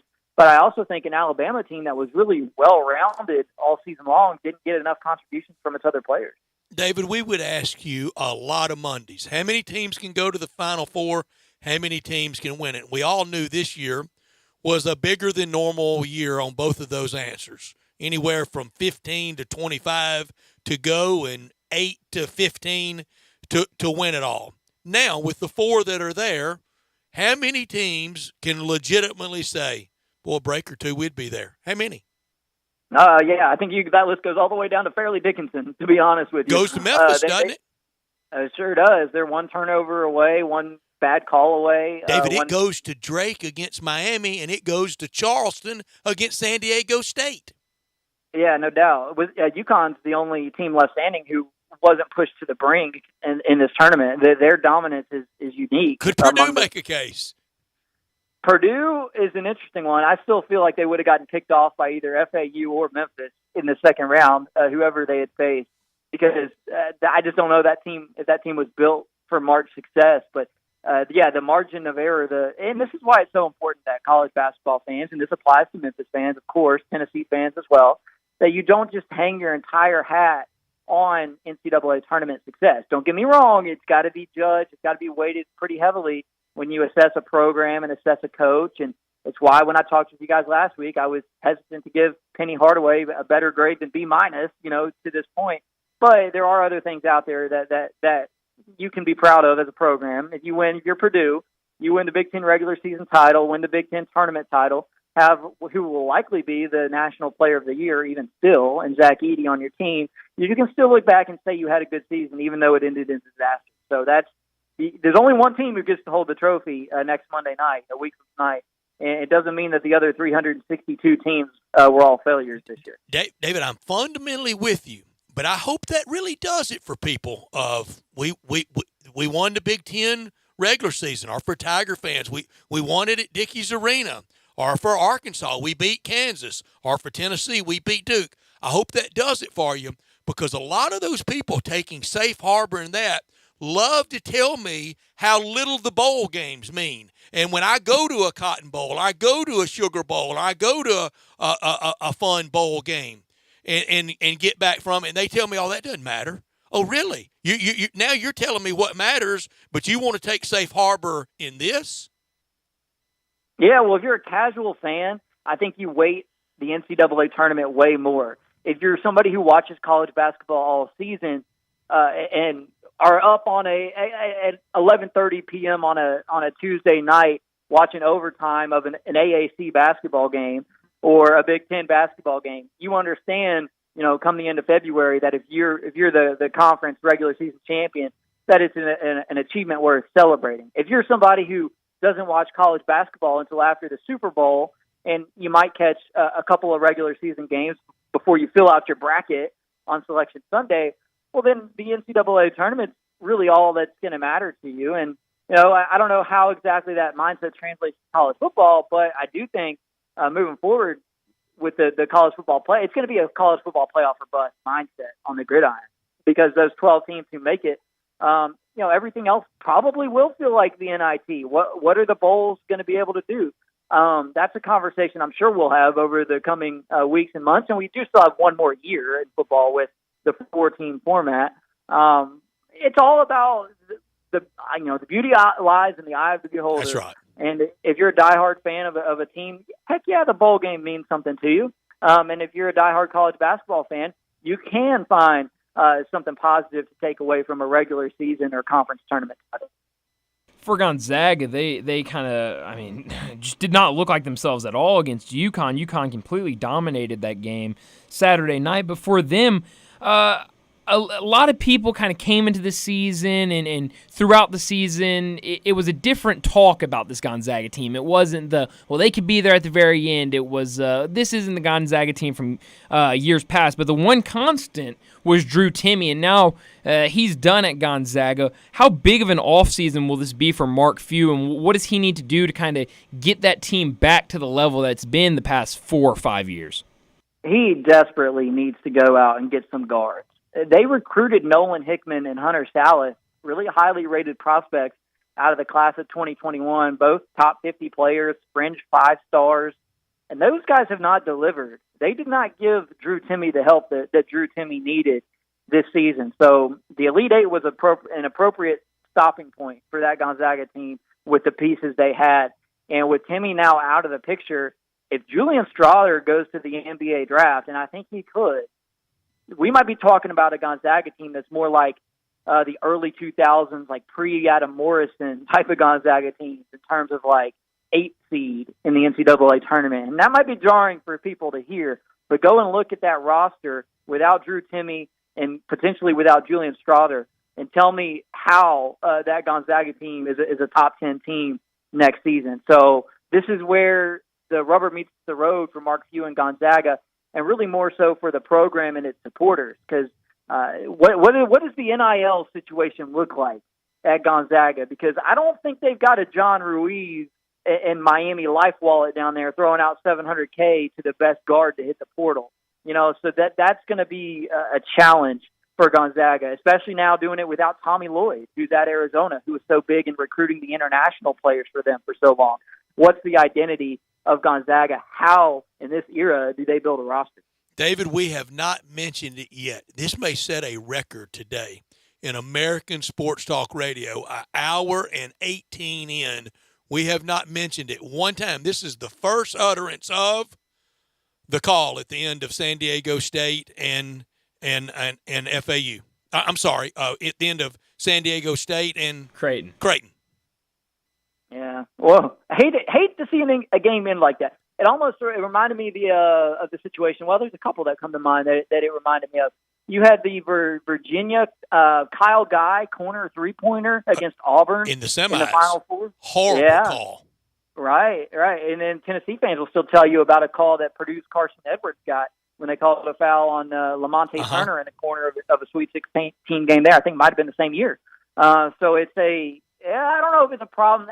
I thought the studio debate among the CBS guys in between games was really good on Sunday because the point Jay Wright was making was that, hey, if that was not a foul for the first 39 minutes of the game, a physical, hard-fought game where some stuff probably went uncalled, why are we calling it at the very end of the game when the game is on the line? The counterpoint to that is if it's a foul, it's a foul. If the shooter was dislodged, to use a refereeing term, right, then you have to call it. And I think he was. Do you think first of all, do you think it was a foul? Yes, but maybe not by the standards of the way the game had been officiated up to that point. See, so within that context, I thought it was, and I think you have to call it, or inherently you're giving the other side an edge. Yeah, I know, but there's got to be a feel for flow of the game, and I know that the referees aren't there to provide us with entertainment, so in some sense you tip your cap to them for their integrity. But would the product not have been so much better without that foul call? All right. Let me give it. I'll make an example. Let's say this morning I'm driving to work and I'm speeding, and I tell the officer, but I'm speeding or I'm going to be late for work. I'm going to get in big trouble. Well, you can go. Car behind me speeding to go to the mall. Well, I'm speeding. Well, what are you doing? I'm going to the mall. Well, I'm going to write you a ticket. Is that fair? No, it's not. You got to stand under principles. I get it. I'm sure the refereeing community is probably rallying around whoever blew that whistle and saying, "Good job, man." But I'm just saying, like, as a spectator, as a viewer, I didn't love it. Same as I didn't love the fourth foul called on Drew Timme with 17:30 left because that just ended Gonzaga's chances against UConn. See, I didn't think that was a foul on Auburn on the corner three. I don't think he touched him. Yeah, you just hate to see the whistle decide a game, and at some level, there's got to be a feel for the game, a feel for the moment. All right, I'll give you another example. If there's 20 cars on the 240 loop, I love it right now, and 18 of them speed past at 86 miles an hour, and then the speed limit's only 55, right, on 240, and then they pull out and get somebody for going 59. Well, okay, the guy who was going 59, he can't complain. Yeah, he was speeding, but like I had it happen to me. I got a 60 and a 55 on December 29th a few years ago, last Friday of the year. I'm sorry that happened, and I hope that Mary Gaston got a 37 and a 35. Also quotas. But Brett, I feel like you're the type of guy who probably knows the judge and could get that taken care of. Oh, I did. I got to take care of it. I definitely did, David. A great assumption, David. David, I know we've got a lot of, we still got some games left, 3 games left, I guess, but a lot of off-season news starting for those teams that either didn't make the tournament or are already out. For North Carolina, the big news last week, Armando Bacot and R.J. Davis both coming back to North Carolina last year, but then today, Caleb Love entered the transfer portal. What do you think happens this offseason to this North Carolina team, and what is the potential going into next season with bringing back R.J. Davis and Armando Bacot? Yeah, I was actually just joking with a colleague that UNC might have gotten better with Caleb Love's decision to enter the transfer portal because as electric as he could be and as he was in the NCAA tournament last year, that was not an accurate depiction of who Caleb Love has been during his college career to this point. He's a very inefficient player. He's not a pass-first player. He's the type of guy who is going to transfer to a lesser program and score a lot of points. He's almost like Antoine Davis in a sense. Like he could go and score 27 points a game somewhere, but I don't necessarily think his style is conducive to winning basketball. So I think North Carolina probably improved a little bit with his departure. That's one. And then another one, big one today, was Xavier Wheeler hitting the portal out of Kentucky. Assist leader in the SEC a couple times over the course of his career. Where does he end up? I don't think that's a big loss for Kentucky. He was a net negative for them on the defensive end, and his inability to consistently make three-point shots really bogged down their half-court offense a little bit. those two guys will be highly coveted and highly sought after, and I think I'll probably have them ranked when I update the transfer rankings tomorrow. But those are players that need to fit in the right system to really maximize their potential. And I think, to be honest, North Carolina may be better off without Caleb Love. And Dave, before we let you go, let me clear up my speeding ticket issue before this becomes a problem. I retained an attorney. The attorney went before the judge downtown, and my case was called, and the judge was told the particulars and threw it out, and I got a warning. So I stood before the court of law. There was probably somebody who you went to college with, though, who knew somebody who knew somebody, and that probably didn't hurt. Yeah, well, I'm not saying that wasn't part of it, too, though. But I did stand before the judge, or my attorney did. So, but 60 and a 55, come on, man, all that's going on in Memphis, you can give me a ticket for that. But I was speeding. I know. Hey, my last time I got pulled over in Memphis was about a year and a half ago. I was out in Cordova, and I rolled through a stop sign, and a lady pulled me over, and she's like, "Why did you do that?" And I was like, "Ma'am, I don't know. I'm so sorry." Why did you do that? And she said, "Just don't let it happen again. Have a good day." So, yes. Magic word time. That's when the magic words come out. Well, I guess if we're all doing stories, the first time I got a ticket, I had to go to court in some little small town in Tennessee. I went into court. Oakland? It was outside Oakland. Yeah. We go into the courthouse. It was like a storefront. It was such a small town. And the judge calls a guy up. He was from Mississippi. He goes, so I see you were speeding, yada, yada, yada. He goes, I got one question for you. If you answer it right, I'll waive it, and you'll be completely fine. You don't have to pay anything. He goes, you an Ole Miss fan or a Mississippi State fan? And the guy kind of he kind of looks around and goes, Judge, respectfully, I'm whatever fan you are right about now. And he goes, good answer. Throw it out. Great answer. That was the magic words. David Cobb, enjoy Houston. I think it will be great. I don't buy at all that people will be detached. It's the Final Four, and two teams will win Saturday, and we'll talk about those two teams next Monday. Yeah, and I'll be taking Ubers when I'm in Houston, so I don't even have to worry about getting pulled over. Great. So it'll be a good time. There you go. David, thank you so much. Thanks, David. Thanks, guys. You got it. David Cobb with us every week, and it is a blast to visit with him. Once a Sports 56 intern, and I knew he was going big time then, and he has. David Cobb, our friend. Everybody down at All-Star Chevrolet, it's big time. It has been to close out this month because it's truck season. And at Olive Branch, at All-Star Chevrolet first exit into Mississippi at Kraft Goodman Road, you're there down Highway 78, and you can walk through and see all the pre-owned Silverados and Tahoes, High Country, Trail Boss, even some F-150s. And if you want to order a brand new Chevy truck, you can, or you can find one there. Ask Kevin or Jeff about this week's deals on new Silverados. Here's the deal. Financing as low as 0% and no payment for 90 days. That's almost too good to be true, but they've got it. And again, Jeff and Kevin, they want to thank everyone who brought their cars, their trucks, their SUVs to sell at All-Star. Always paying great cash. They're doing it right now. Even if you don't buy from them, and even if you owe money against your vehicle, bring any car or truck to All-Star, and you can get your big check today. Sweet spring deals on combo tire rotation and oil changes. Always great deals on new tires or brake service. Call Sean or Jeff in the All-Star Chevy Service Department. Remember, it's not the Pike, not South Haven, not Bartlett, Mount Moriah, or Collierville. It's got to be Olive Branch at All-Star Chevrolet. Find new roads to All-Star Chevy in Olive Branch, or go to allstarautogroup.com. More tournament talk with Shelby Mass from bracketwag.com. He's next. Join the voice of the Tigers, Dave Woloshin, for Wolo and Friends. Weekday mornings from 10 to 11 here on Sports 56 and 98.5 FM.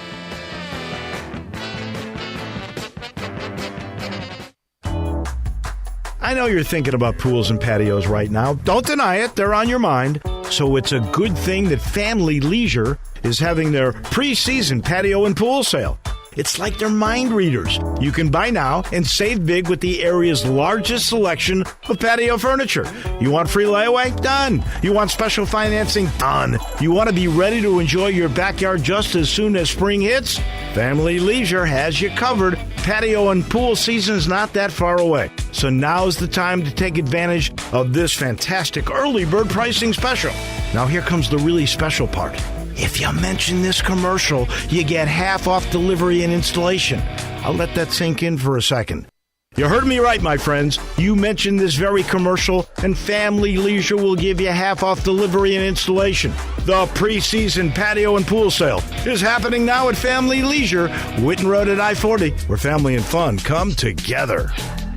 Chris Price, it's so good to see you. And you have a new business? Yes, Dave. MetroBuildersMemphis.com. Have you noticed water stains on your ceiling? With storm season here, take a walk around your home or business and look up. Make sure there are no water stains signaling a leak prior to the heavy storms coming in. If you do see signs of water, call me. My team and I will come out, diagnose the problem, and prescribe a fix. Our team of Hague-certified inspectors are waiting to assist with any inspection or repairs you may need. We have 3 crews dedicated to repairing roofs in the Mid-South. As certified Owens Corning and Mule High dealers, we offer 20-year, no-dollar limit labor and material warranties that offer hassle-free ownership. That's our hassle-free ownership guarantee. Allow Metro Builders team of professionals to assist you in maintaining your property's integrity and value. MetroBuildersMemphis.com. Your local commercial roof experts. Ask about our commercial roof maintenance agreements. Protect your investment with MetroBuildersMemphis.com. Call me, 901-375-1717. That's 901-375-1717. 375-1717.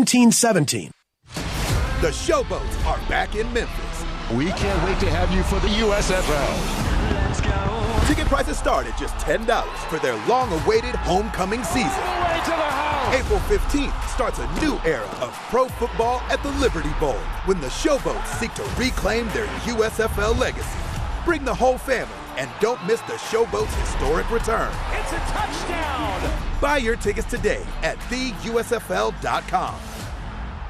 There's an institution in East Memphis that I love talking about. It's the Spirit Shop at 4848 Poplar Avenue, right down the street from Clark Tower, and it looks like a log cabin. It's been around Memphis since 1969 with a family-owned, friendly, knowledgeable sales staff that is just a wonderful place to go. I love going in and talking wine or bourbons, and they've got such great selection. So if you've not visited the Spirit Shop in a while, it's been remodeled. You'll love what you see when you need spirits. Tell Eddie Wollo said hello. Do you know where the best place in Memphis is to watch all your favorite sports? That place is Sidecar Cafe. Catch all the sports action indoors on one of their 12 HD TVs and all of the college basketball tournament games on the largest TV wall on the largest patio in Memphis. Sidecar Cafe has an awesome menu with in-house smoked meats plus plate lunches daily till 3 p.m. If it's sports, it's gotta be Sidecar Cafe. Sidecar Cafe, game on! Conveniently located just off I-40 at 2194 Witten Road next to Bumpus Harley-Davidson. Now back to Sports Time on Sports 56 and 98.5 FM. Here once again are Brett Norsworthy and Bryant Dacus. As we build to next weekend's Final Four, 2 semifinal games on Saturday, and then the finals a week from tonight, and then college basketball season, it will be complete. But starting on Thursday, we have opening day for Major League Baseball, all 15 teams going, no staggered start. I do hate that Cincinnati, that they don't get the tradition that they did for so long of opening day starting there in Cincinnati, but all 15 teams will be going. We're going to do Major League Baseball picks, a bunch of picks, gobs of picks later in the week. The Cardinals. Yo, I'm so ready. I am so ready for baseball to get started, and then next week will be Masters Week. But we continue talking college basketball as we have a lot this year with our friend Shelby Mass from BracketWag.com. He is a bracketologist. He's also with CollegeInsiders.com, and Shelby joins us now. And Shelby, if you had put out in your bracket, oh, heck, just any week during the year, number 1 seed San Diego State, number 1 seed FAU, a number 1 Miami, and a number 1 UConn, you would have been defrocked as official bracketologist, wouldn't you? Yeah, I don't think you'd be talking to me or anybody else. Yeah, we would, Shelby. We'd be talking to you. But I mean, think about it. If you had put FAU as anything 7 seed or down, you'd had your legitimacy challenged. Yeah, I would have. There were very few people who thought they were good enough to be as high as what they got. And even fewer thought they could make a run. Would they have gotten in if they didn't win the CUSA automatic bid? I think so. They ended up a 9 seed, and if they had lost in the finals, they would have probably ended up 10 or 11, but I think they would have still got in. Boy, there's a lot of Memphis fans thinking, wish we'd have never run into those guys. Yeah, no kidding. Shelby, I'm curious about UConn because over the last 2 games, I mean, they've looked like the best team really in the tournament, a completely unstoppable team. I know they looked really good earlier in the season and have played really good basketball all season. Beat Iona 24. Yeah, but is this the best you've seen UConn play all season? Yeah, at the beginning of the year, they had some good wins, and they looked good. I even had them on the one line early on, but they slumped in the middle of the year. But, man, they look unbeatable right now, and I will be shocked if they don't win. Yeah, all the pressure's falling to them, and if they do win, that will be 3 national championships with 3 under Calhoun, 1 under Kevin Ollie, 1 under Danny Hurley. I'm going to do the research this week. I know Kentucky has, and I'm sure a couple other. UCLA hadn't won it under 3 coaches. They just did it under 2, Wooden and Herrick. Indiana just did it under 2, Branch McCracken and Bobby Knight. North Carolina's done it under 3, Frank McGuire, Dean Smith, and Roy Williams. Krzyzewski's only guy at Duke. Vic Bubas never won one. To do it under 3 different coaches and to do it in the compacted time frame, have they made themselves blue blood status? They're pretty dang close, and what really hurts me is 4 of those titles are in Texas. They do like going through Texas. That's right. They do. I don't know what it is about. I mean, we're a welcoming state, but come on, this is somebody close to home. Yeah, it is very close to home. With Kansas State, I know they lost over the weekend to Florida Atlantic, but this has been a really impressive team throughout the tournament and late in the regular season. Jerome Tang's first season, how impressed were you with what he did this year with that team, kind of building that roster coming into the season? And do you think Jerome Tang can build a dominant team down at Kansas State, a dominant program, I should say? I think he can. Will he? I don't know. Kansas might have something to say about that. But But what if he syncs his timing up in a year or 2 with Self stepping away in a year or 2, and he's building at that point? Yeah, I think he could become the dominant coach in the Big 12. He did a miraculous job this year. They picked 12, and they finished better, or picked last. I mean, but it was a ragtag bunch of guys.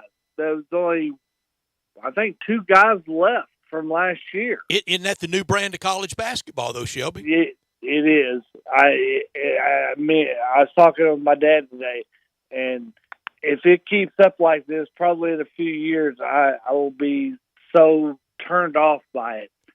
Shelby, I don't know of any. Every 40-year-old or up. I'm 60. And for sure, the 60 and up crowd grouses about the new landscape of college athletics. But I'm running into a lot of 40 and ups. Well, everything under 40, they may be passionate about it and they may really like it. But have they made enough in their careers to be able to go to games with the intensity that the 40 and up crowd have always been able to go to? I just wonder if it ever turns off the fan with the new kind of the mix and makeup of you form a new team every year. Yeah, that's right. I mean, it's hard to keep up with everybody, and every year, I will not be surprised if in the near future we hear of in-season trades like the NBA. And at that point, I think I didn't see that one coming. Wow, I've warned of a player strike. But I don't know which makes my head explode first, an in-season trade or a player strike. Yeah, both of them, it's a sign of bad things to come. Shouldn't academics have something to do with a player being traded? You'd think. Can he trade his transcript? I think so. I don't know. I mean, I hope it never comes to that, but I got a feeling it's going to. That's a Lee Corso double yo there. I hadn't thought about it. But when you hear coaches say, we're pros, we are professional now, well, that's what happens at the pro level. You get traded in season. That's right. In Miami, I think it was their starting 5 makes $2.5 million a year this year. That's outrageous. I like the player empowerment. That's really being empowered. Yeah, it sure is. Yeah. It's fine with that, but it's way out of hand. Now, I did see a coach this weekend who was talking about it. He made a great point. I think it was Larinaga. It was Larinaga defending his payroll. He said, let me get this straight. All the networks make money. All the sponsors make money. The arenas make money. The towns make money. The coaches make money. The schools make money. Why shouldn't the players make money? I agree with that. I do too. But there's got to be some better control because these players are becoming demanding like pro players. Well, I can't wait for that player to walk in and want that February 10th trade. I demand to be traded from X to Y. Right. That's when my head does explode. Oh, yeah. Yeah. That'd probably coincide with the end of old Brett, and that'd probably be fine. I wonder how much the athletics would plan. Oh, this is a straight A student over here. We could trade him to you, but this is a D+ student. We couldn't really trade him. Can we get a player to be named later? Player to be named later, right? Yeah.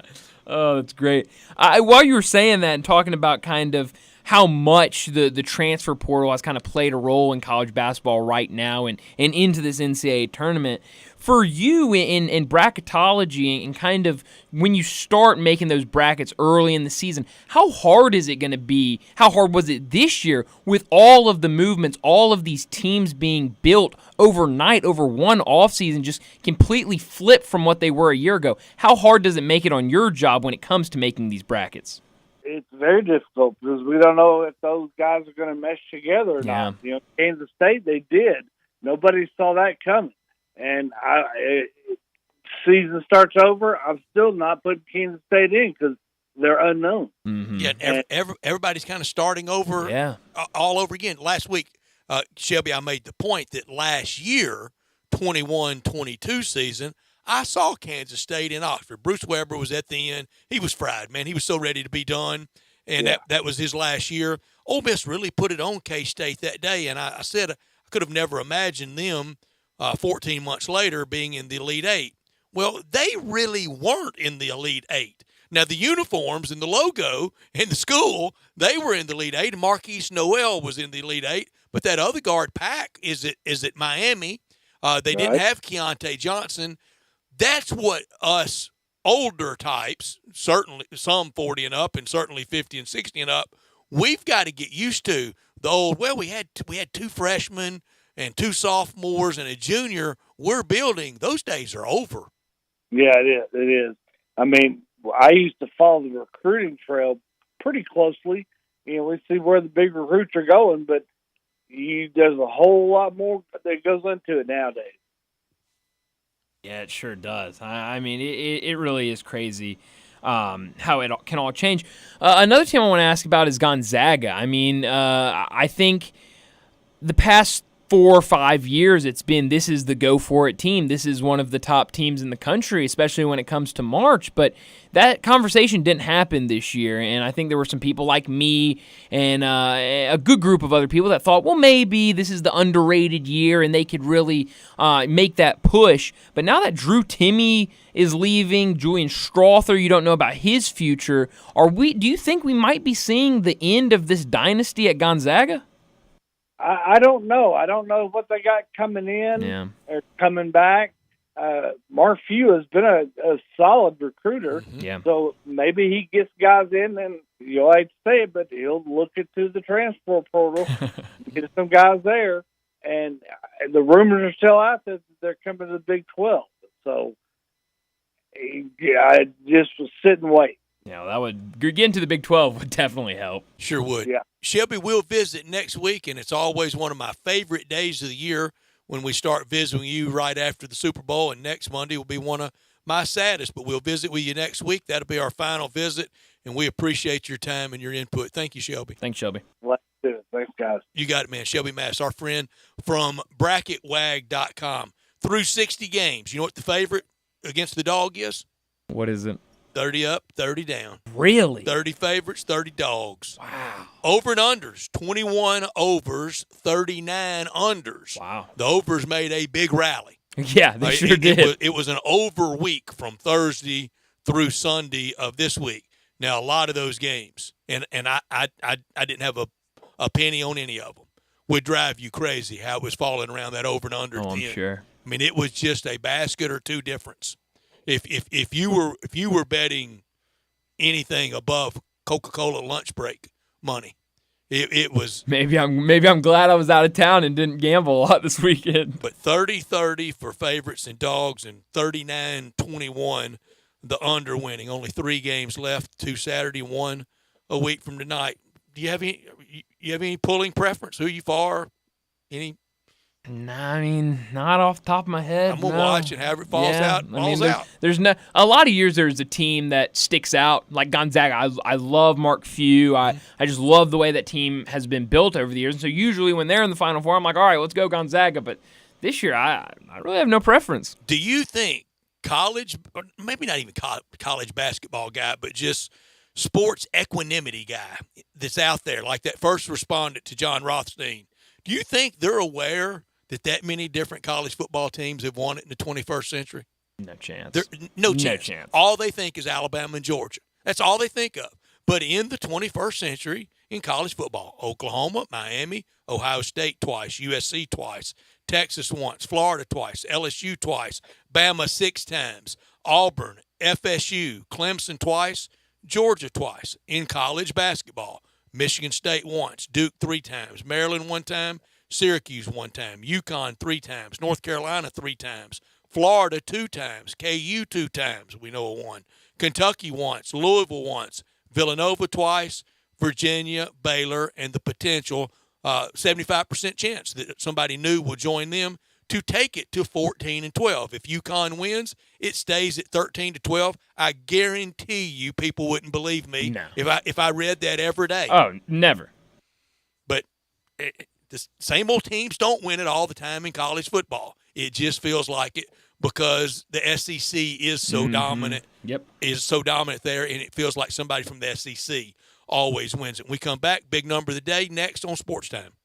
Broadcasting from the Family Leisure Studio, we are Sports 56 and 98.5 FM.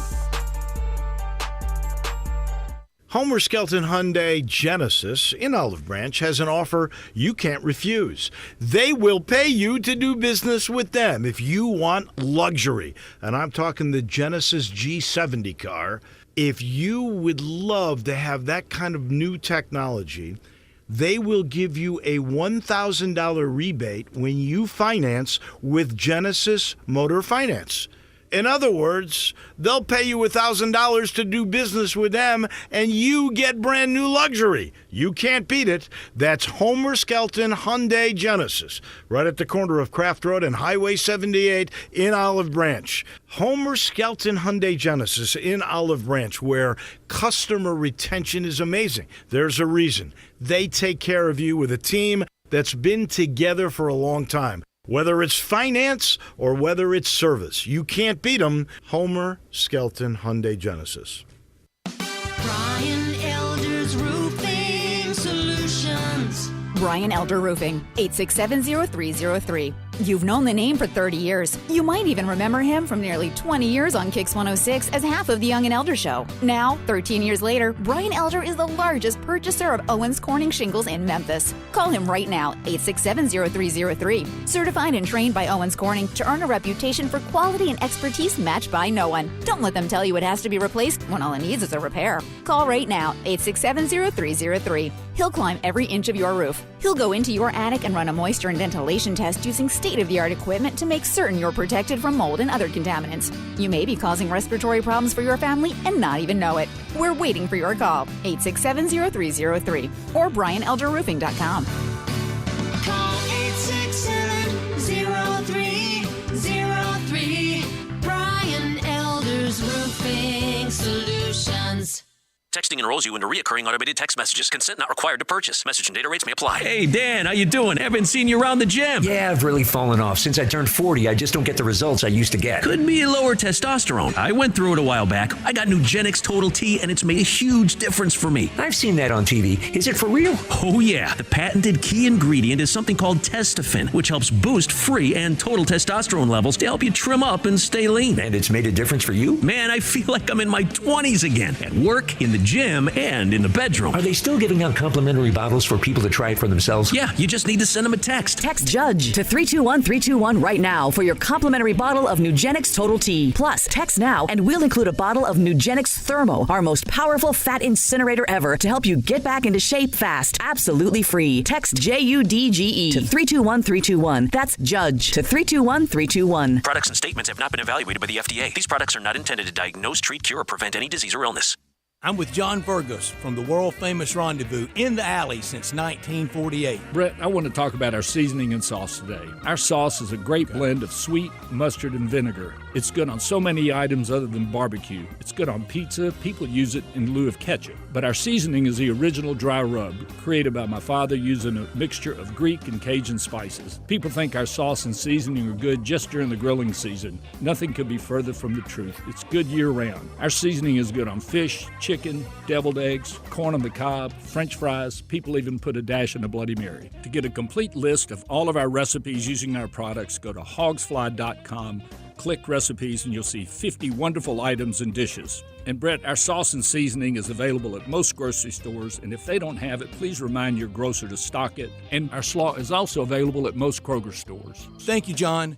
The Rendezvous, Mr. Charlie Burgos' Rendezvous in the Alley since 1948 and celebrating its 75th year.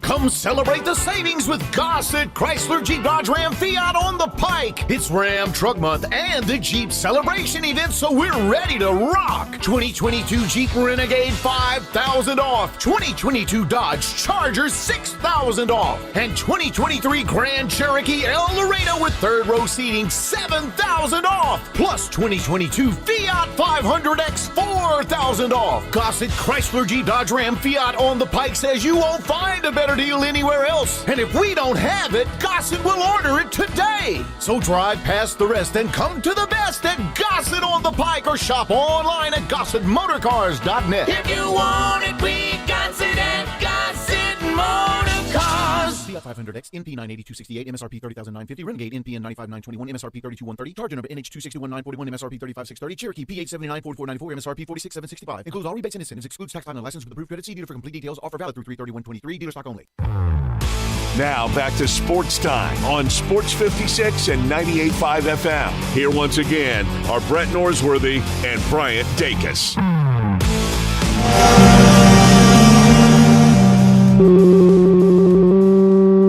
Big Daddy. Hello, Big Brand. It's a guy, he wants to be big, then he gets big, he doesn't want to be big anymore, then he gets small, but the suit's too big. Big Daddy. The big boy. You're a big guy. I think she's trying to pull a fast one on Big Daddy. The big number of the day.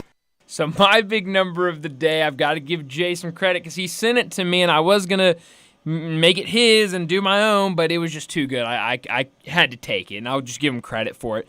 My big number of the day is 5. Sorry, say that again. Don't give him any credit. I have to. I wish I didn't, but I just have to because you'll understand. When you hear how good this big number is, you'll understand why I had to give him credit. My big number is 590. Finally, a big number. I usually go with small numbers. 590. 10 less than 6. That's right. San Diego State, the Aztecs, they're going to the Final Four. They've been a fun team to watch all postseason. But 590, that is the all-time assist leader. Do you know who the all-time assist leader at San Diego State is? He could swing that shillelagh. Tony Gwynn, yeah. I had no idea. He sent me this last night, and I was shocked. We're about a week next Monday, regardless of who the two teams are in the finals at 5:30. We'll do it kind of Monday Night Football style. They're big four all time. We all agreed last week at Sweet 16 that it was Kawhi and a runaway as number one. Upon further review, I don't know that it's as slam dunk as we thought it was then, because they had a post player from this area, from West Memphis, Michael Cage, that his numbers are up there and everything. And he stayed 4 years, and I saw that about Tony Gwynn in assists. Kawhi, Michael Cage, Tony Gwynn may be three of their big four if we're talking. That's unbelievable. Next Monday at 5:30, Tony Gwynn. Unbelievable. I mean, a Hall of Famer in baseball is the all-time assist leader at San Diego State. I'm trying to think of great dual sport guys. Sandy Koufax was a good college basketball player. Really? At Cincinnati. Tim Stoddard pitched in a World Series. He's the only guy to pitch in a World Series and play in a Final Four. He did it for NC State college basketball in '74 when they won it with David Thompson, Tom Burleson, Monty Tao, Maurice Rivers and company under Norm Sloan. What other great college baseball? But Tony Gwynn he was for sure great. Unbelievable in baseball. And you lead in assists. You're good in basketball. Yeah, you are. My big number, 98. 3 new Final Four teams to take it from 95 all time to 98. I said all year we were going to break the seal with new teams. We were going to have fresh teams in there, and we do. The last time we had 3, 1970. That was Jacksonville with Artis Gilmore and one of the great names of all time, Pembroke Burroughs III. They were in their first Final Four that year. St. Bonaventure with Bob Lanier, and New Mexico State with Jimmy Collins, who later became a pretty good coach of his own, and their post player, Sam Lacey, who I think ended up a few years later on the Tough Luck 72 U.S. Olympic basketball team that lost to the Soviet Union in Munich. Doug Collins was on that team, but he was at Illinois State. But it was New Mexico State, St. Bonnie, and Jacksonville. This year, we got new blood. Yeah, we do. I like it. It falls how it falls. I like it too. I mean, it's not scripted. That's yeah, why it's a great reality. That's right. show. Well, and I mean, I know we were talking earlier to open the show about the general public when it comes to the Final Four. The Dukes, the North Carolinas, the Kentuckys are going to draw. We're not the general public. We're not the general public. I kid. But in all seriousness, I mean, college basketball fans, especially me, it almost kind of gets tired of the Dukes and the Kentuckys and the North Carolina. Seeing a UConn, a Florida Atlantic, a San Diego State, Miami, I mean, that is fun to me because we don't see these teams in here every year. Yeah, and I hope it's good TV viewing. It's not my job. It's not our job. It's not our mission to promote, but also believe rising tide lifts all boats. Sure. The more interested people are in something, the more apt they are probably to listen to us yak about it. Yeah. And converse with about it with y'all and with guests. And so I want it to be good, but I can't make people watch. I'm gonna watch. I'm gonna watch every second. I'm gonna watch every second, and I don't have any rooting interest. I think I want something new. I do want to talk about UConn and their exit from the AAC at some point this week, because some people may not like my take on it, and it's basically this. UConn made it a great decision for themselves. They thought they were better than the AAC and wanted better and landed in the newfangled Big East, and it's worked out for them. 1 hour to go on this very busy Monday. We started talking the Grizzlies with DeMichael Cole from the Commercial Appeal. He's next on Sportstime.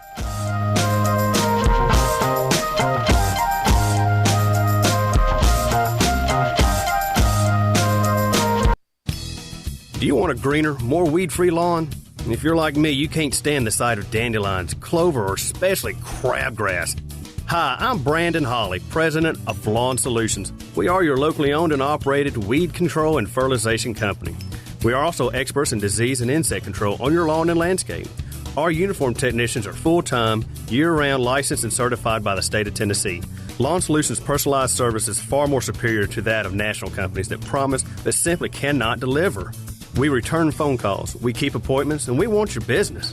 What we will not do is bother you with endless phone calls or junk mail. Lawn Solutions will not sell you something your lawn doesn't need. If you're looking for a local lawn care company to kill your weeds and feed your grass, then Lawn Solutions is the finest. Call us at 867-5626. That's 867-5626. Or go online at LawnSolutionsInc.net.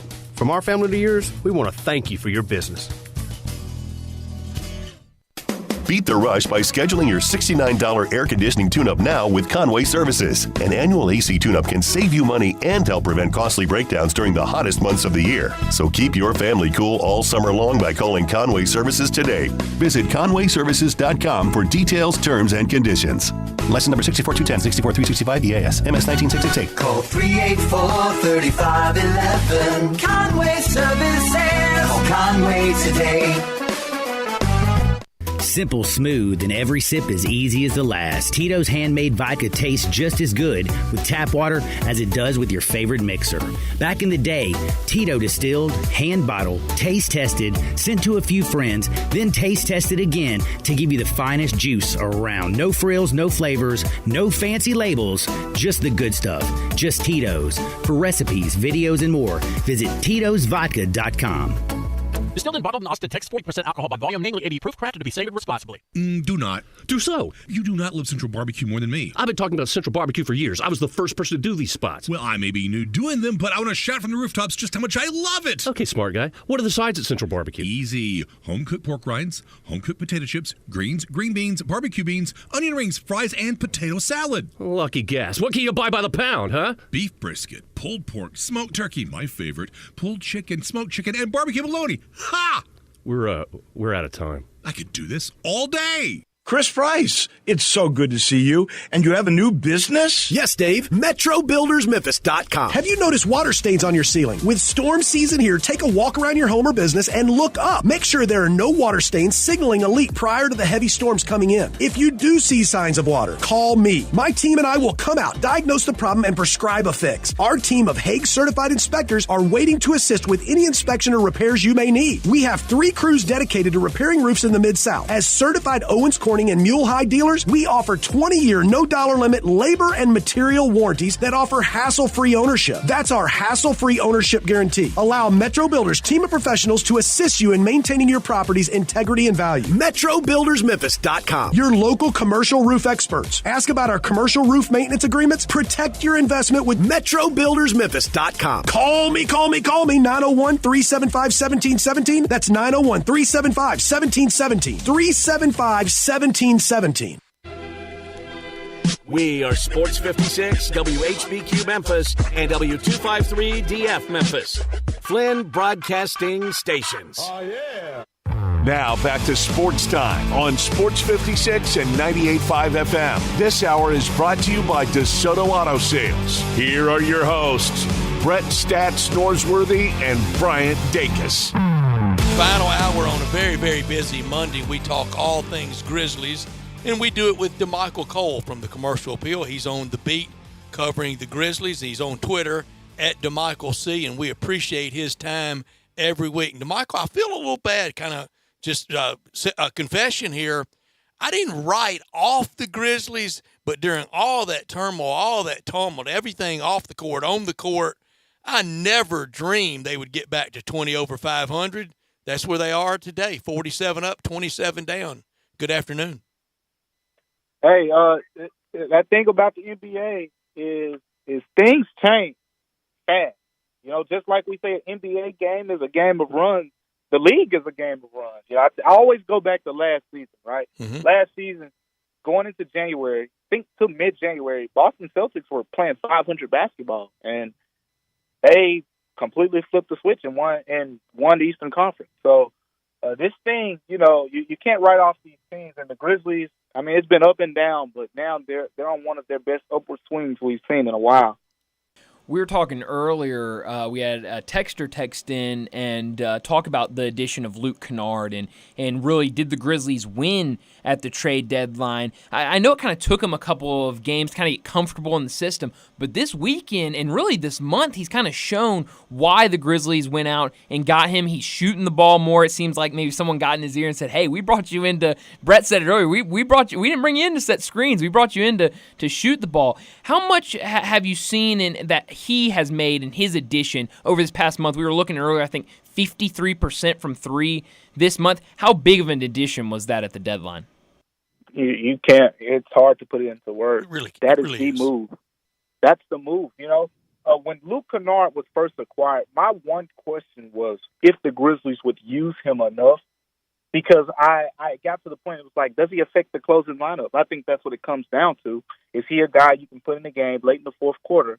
And is he going to, play enough minutes? Now what we're seeing is he's playing on the court in stretches with Desmond Bane, and Taylor Jenkins is keeping him or Des in the game at all times. Kind of staggering. So now the Grizzlies not only have, a knockdown shooter in the games at all times, sometimes they have two of them.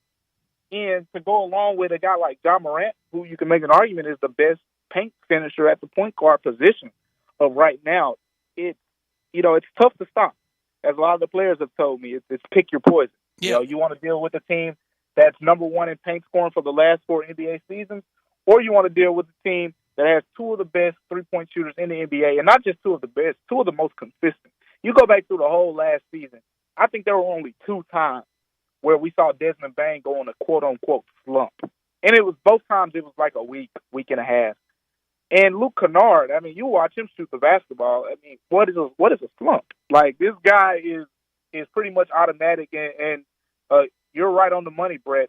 This team, if nothing has went through Luke's head in his tenure here, they have drilled him. Green light. Every player that I've talked to, we want him to shoot the ball. In fact, John Morant, after Luke shot 10 of 11, I was talking to John, and John said, what did he shoot, 10 of 11? He was like, yeah, we want him to go 19 of 20. And he didn't laugh. He didn't laugh. He was serious. Now my only blowback to that is if he's having one of those scuffling nights, I don't want him to. I don't want that being the last thing in his head. I don't know that I want him going 11 of 20. Yeah, that's kind of what the team is. They want him to keep shooting. They want Dez to keep shooting, and that's the balance that the Grizzlies haven't had. So it's kind of, you talk about the last 6 games that they've won, the 9 out of 10, this entire stretch. The offense is playing some of its best basketball in this time simply because, I mean, over the month of March, the Grizzlies' three-point shooting as a team is up. Luke Kennard's three-point shooting is up. I think the Grizzlies have made around 15 three-pointers per game this month in March. They didn't do that. I think before acquiring Luke Kennard, they were at around 11 three-pointers per game. So you're talking about an extra 12 points from beyond the arc. It's a big difference. DeMichael, on all these postseason awards, you get to vote on all those, don't you? Yep. I get to vote on them. Okay, and we know MVP, we know Rookie of the Year, we know Coach of the Year. Do they still have Executive of the Year? They do. How could Kleinman not win it in a landslide? Probably because he won it last season, right? Yeah. That's what is the whole thing with Jokic, the voter fatigue thing? Yeah. Will it kick in for a GM? But I mean, okay. Mike Brown's going to be Coach of the Year, isn't he? Yeah, I think so. I think Mike Brown, so too. Although I think Taylor Jenkins should get a vote or two, a scattered vote or two. I think he should be a finalist. Yeah, I think you got Mark and Mike, Mark in OKC and Mike in SAC. And I think Taylor, for me at least, is right in the conversation with those guys above others like, J.B. Bickerstaff and Jock Vaughn. But if you're 2 seed 2 years in a row, shouldn't you be exec 2 years in a row? There's a strong argument for it. I think so. I think the thing is, I need 1,500 words on it tomorrow, DeMichael. It goes back to the draft, Brad. And I think what OKC is doing is getting a lot of love. Sam Presti. Well, he always does. Yeah. Jalen Williams. That was a heck of a pick. They lost Chet Holmgren at the beginning of the year, and people are, oh well, there goes their big rookie, and then this guy comes out of nowhere and is helping this team, possibly make the postseason. I mean, they're definitely in play-in reach right now, but possibly make the postseason.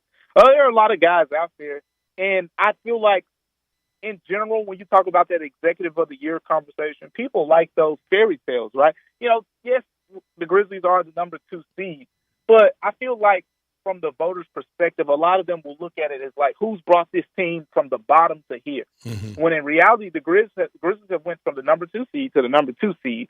I mean, we see it every day. We see the differences. We can see that overall this team looks better than last season's team. But you talk about just from the general voters' perspective, I don't think they'll see the movement like we have. Yeah. DeMichael, last week when we talked to you, Ja was just coming back from his suspension. He wasn't playing on Monday, and the thought was he would return on Wednesday, which he did, but he came off the bench for the first 2 games, I believe. It was kind of a big talk. I know Dylan Brooks, after the game Monday, said that Ja Morant brought it up, that he wanted to come off the bench and that he kind of, shut it down and said, you're not coming off the bench. From what you've kind of been around the team and before and after games, what kind of went into that decision of him coming off the bench, and how much did he really feel like he needed to come off the bench? For what reason? So this is one of those, those two-sided coin things, and then I'll tell you what I think. Yeah. It's Taylor Jenkins' perspective. Taylor Jenkins basically said this was a 50-50 decision that was based on, one, Ja ramping up, and then two, how well the Grizzlies had played in his absence. He talked about the minutes number, right? The first game they had Ja playing in the low 20s. He said since he was playing in the low 20s, that's a number where they felt more comfortable bringing him off the bench. If you talk to Ja mentioned some of those same things, trusting the medical staff, wanting to come off the bench. But he also mentioned a whole other perspective that Taylor Jenkins didn't talk about, and there was the comfortability, right? When he first got back on that Monday and they played the Mavs, and he sat on the bench and he looked real, just unlike himself, and he used the word uncomfortable to describe his feeling when he first got back. You could tell that there was sort of a sense in him that, hey, if I come off the bench, it'll relax me a little bit. You get to watch the game a little bit, and then he can come into the game and impact it. And when he's playing basketball, he's playing basketball. So I think that was part of it for Ja. And I think at the end of the day, that to me is what the decision more was based on. Because if you look at Taylor Jenkins' perspective, one, this ain't the first time that the Grizzlies have played great basketball without Ja Morant. I mean, at one point they were 16-2 last season with Tyus Jones starting at point guard. And then, we've seen him be out prolonged periods before, ankle injury, be out longer than the stretch he was out, 2 weeks at a time, sometimes 3 weeks. And he's always returned back to the starting lineup. So I felt like this was more than that. This was more, about the mental side of it and making sure that Ja is comfortable in the situation that he's been put in. DeMichael Cole, our guest from the Commercial Appeal on all things Grizzlies. What pronouncement will the front office be candid about it? For as great as they are on personnel stuff, I swear they were all trained at the CIA on letting anything else leak out, whether it's good or bad. When's the pronouncement on Steven Adams? You're talking last week of the season, I think. I know there's an expectation from some that we could hear something, in this next week. But I'm thinking it'll be, if it's next week, it'll be end of next week, or it'll be early on in the final week of the season. I think that's pretty much where we're waiting to hear something. But all indications are that, he's getting close. He's making good progress, and we'll see where he goes from here. But I think the main thing at this point, you just want him to be available for the postseason. And the way he plays, his role, you don't feature Steven Adams in the offense. So I think he's one of the easiest plug-and-play guys, with the way the Grizzlies play. He's going to set good You're not screens. running a lot of stuff through him. Exactly. You're not depending on him to come back in the offense and, take a bunch of threes or anything like that. He basically is going to do a lot of exactly what Xavier Tillman is doing, but just at a better, more elite level. One thing that will be brought up, especially if it's against New Orleans, we're going to have the whole JV for Steven Adams trade stuff, and I think that was the first time. I think that deal was the first time I rolled out in this front office I trust. I'm not going to question them, and it was over that deal, and I'm glad I didn't. Yeah, I mean, you look no further than the numbers when they play against each other. Steven Adams owns the matchup, and I think that's all we have to look at. You look at JV's lowest scoring games this season, and you're going to see the Grizzlies pop up. People in Memphis know how Valanciunas plays. He's a bully in the block, right? He's knocking guys out of the way. And I loved him here. Yeah, he was great. He was great here. But the thing is, you ain't knocking Steven Adams out the way like a lot of these other guys in the league, and that's just a tough matchup for him. I mean, he's the only guy in the league that Lily on the AT&T ads can stack the whole beach up on top of him. Get everybody up there. He can stack a ball up there. You know what? I love those ads. How did Christian Laettner end up in those ads with all those B-listers, with Greg Oden and with Adam Morrison? And Steven Adams loves it. He's taking this AT&T thing probably a little too serious. He's asking us in the locker room, do we have AT&T service and things like that? Well, that's great. He's a big you. You might see him on a whole bunch more AT&T commercials. I'm an AT&T guy, DeMichael. Let him know.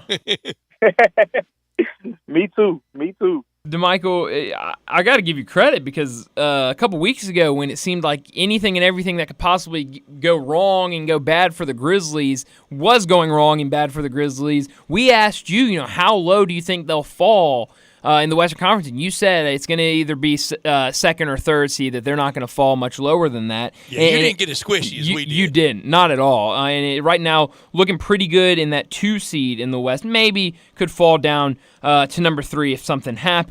But kind of looking around, 6 and 7 and into that play-in, you've got a handful of teams: Golden State, Minnesota, New Orleans, Los Angeles, and Oklahoma City. They can make a move into that 6 or 7. You could also throw the Clippers in there. Out of those teams, what team do you think the Grizzlies match up best with, and what team do you think they match up worst with?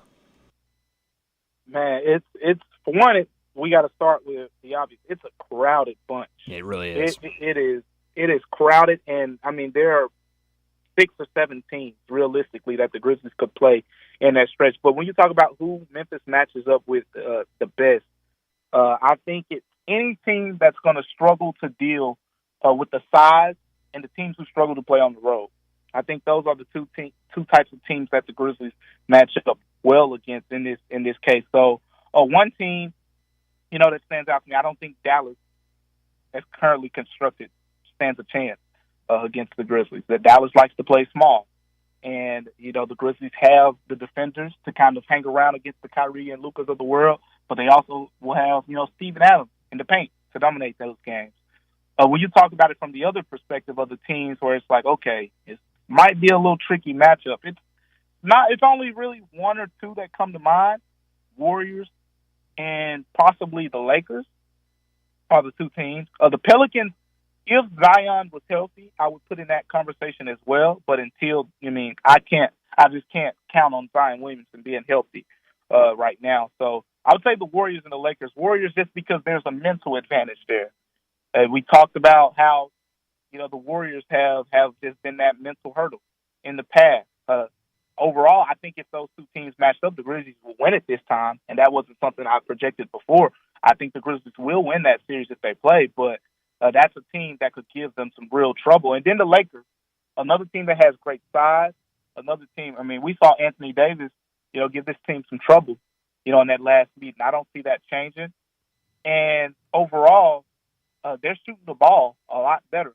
So it's another team that actually kind of plays similar to the Grizzlies from the standpoint of they're going to really get their paint touches, but they're also going to, get some three-pointers up as well. And with Malik Beasley, Austin Reeves, D'Angelo Russell, those guys have kind of completely transformed how we look at the Lakers shooting. And, of course, they have LeBron James.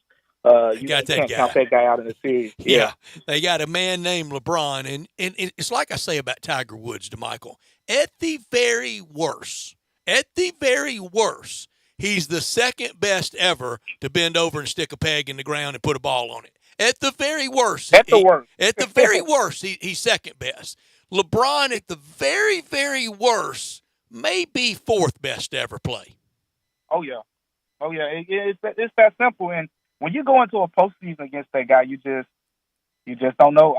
He can win any series. You remember those years where the Cavs were like a 4 seed and they played the 1-seeded Toronto Raptors, and it didn't matter because you got LeBron and you go into that series. You can throw all that out the window, the seeding, and even when they played the Suns, I think it was a couple years ago in that series, right? LeBron and Anthony Davis, they went up 2-1 in that series before Anthony Davis got hurt, and the series kind of turned around. So when you go into a series, you got LeBron, Anthony Davis, Austin Reeves is playing really well right now, Malik Beasley, D'Angelo Russell. That's the team right now that I feel like is most likely going to be matched up against the Grizzlies or the Warriors.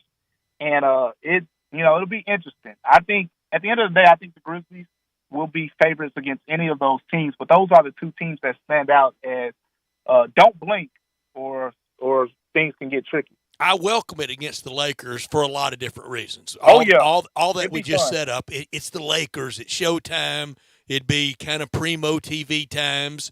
And this, the Grizzlies history, never played the Lakers in the postseason, but this year in the playoffs got a chance to check off a couple. Got a chance to play the Lakers. Got a pretty good chance to play New Orleans, and a real good chance in a second round to play Sacramento. Yeah, and that's why I've emphasized the importance of this 2 seed. I've had some people, say to me, why is the 2 seed so important? 2, 3, it really doesn't matter. You get the 2 seed, not only do you secure, first round home court advantage, you secure it for the second round as well. And possibly, if you just look at how things are shaping up right now, the Suns are the 4 seed. And if the Suns are healthy, that's a big if. If the Suns are healthy, personally, I would pick the Suns to beat the Nuggets, which would mean the Grizzlies would have home court throughout the Western Conference against any other team if the Suns were to defeat the Nuggets. And the reason that's more important to me than most years is all you got to do is look at the Western Conference standings and look at home and away records. Every team in the top 10 is above 500 at home, and only 3 teams right now, just 3, are above 500 on the road. And 2 of those teams, the Clippers and the Nuggets, are like 1 or 2 games over 500 on the road. The Kings, I think, are about 4 games over 500 on the road. But no one has a dominating role. You look at the Grizzlies last season, just to put this in perspective. The Grizzlies were 26-15, I believe, on the road last season. No one is touching that this year. No one's touching that because the West is just so much more balanced all around. You need to get as high up in the seeding as possible so you can secure home court. Because in a lot of these series, you're probably looking 6-7 games, and that could be the difference. Yeah, and it's going to be, and people, I know it's not the literal meaning, but it's going to be 6 or 7 game wars. I mean, you can get ready for that. Man, and it's no matter who you play. You play, we talk about all these things. I mean, one team that's looked good lately to me, how about the Timberwolves? 3 in a row, got Karl Anthony Towns back, Rudy Gobert. I mean, that's a tricky opponent right there. And they probably want a piece of Memphis. Yeah. You got Kyle Anderson over there calling out all the Grizzlies plays probably. Like, there's some, there's some something there. The Pelicans have won 4 in a row, right? If they get Zion Williamson back, that's a tough matchup. Boy, I'm glad I'm glad who they don't have. I'm glad I don't have to see Patrick Beverly because he got to us last year. He got under our skin, DeMichael. He did. He He got under mine for sure. He was a pest. He was a pest in that series. And you know what? I think that's why those teams, I mean, there are only a couple teams. I think the Thunder and the Mavs, the Grizzlies could clear them in possibly 5 games. Everyone else, you're talking about, look, buckle up and get ready, as you said, figuratively. Buckle up and get ready for a war. Right. Like, it's going to be, it's going to be a tough series no matter who you play. That's why this home court and just making sure you guys are as healthy as possible for that time, all of that is very important. Yeah, and I mean, Brett just brought it up. In the second round, you could see the Sacramento Kings, and a lot of people want to draw similarities between the Kings and the Grizzlies, just kind of how they've shot up in the Western Conference, but kind of the difference between, or at least in my opinion, of what the Grizzlies have done over the past couple of years and what Sacramento's doing right now is the Grizzlies didn't have those veteran pieces really that Sacramento has. They have a lot of veteran guys that they can rely on in addition to their young talent. That would be a great second-round matchup. How do those two teams match up together between the Grizzlies and the Kings? It'd be so fun. It'd be so fun. And I consider myself a very fair guy. So when I say this, I want people to understand where I'm going. I think if Steven Adams is back, the Grizzlies have the potential of having a very dominant series against the Kings because I've watched DeMontis Sabonis as much as you possibly can while covering another team.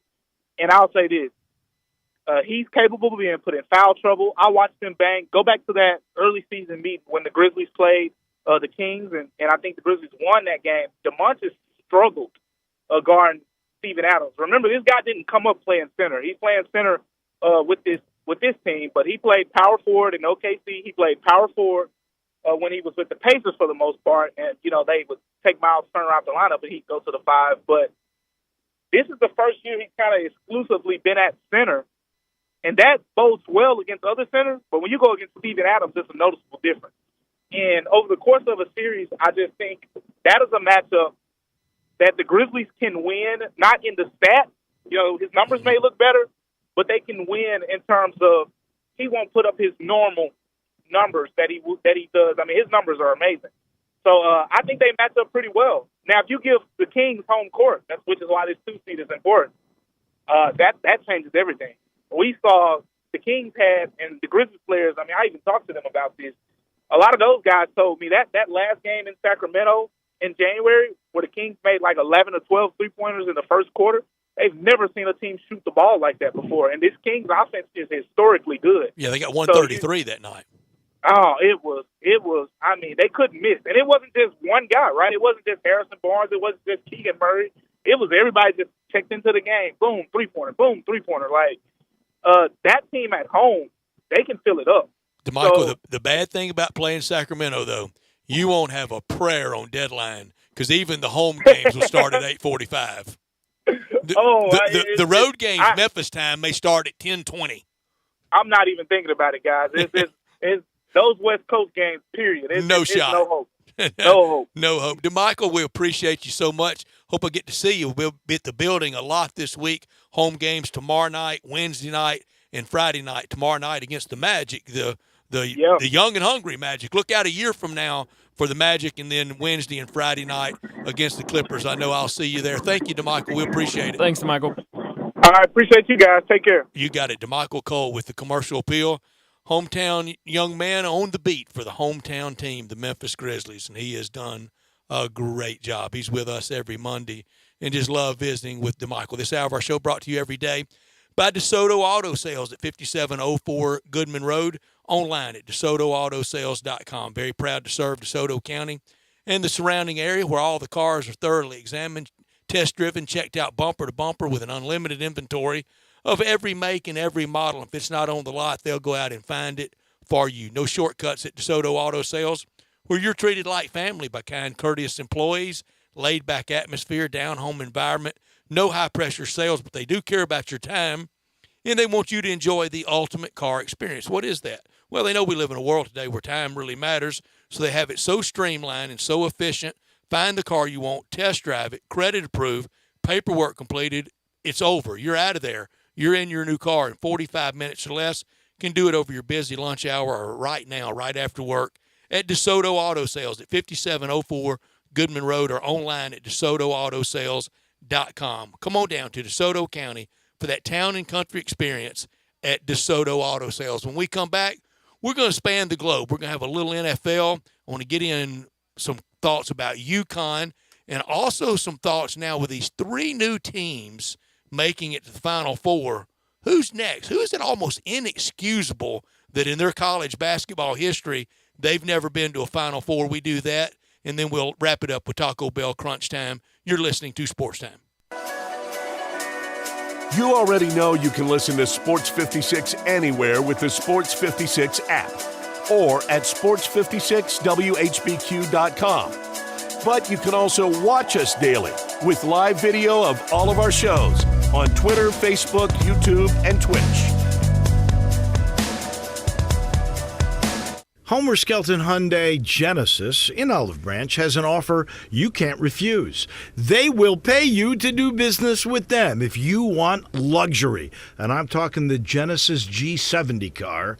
If you would love to have that kind of new technology, they will give you a $1,000 rebate when you finance with Genesis Motor Finance.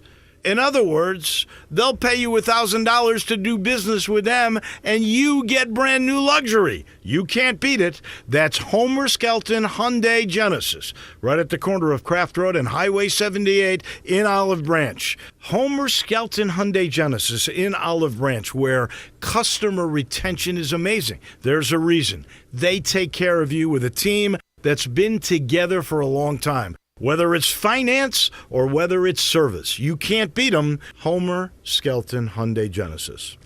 The tournament is heating up, and there's no better place to get in on the action than FanDuel, America's #1 sportsbook. That's because right now FanDuel is giving new customers a no-sweat first bet up to $1,000. That's up to $1,000 back in bonus bets if your first bet doesn't win. Just go to FanDuel.com/win and sign up today to claim your no-sweat first bet. Then you can wager on everything from the point spreads to which team will be cutting down the net.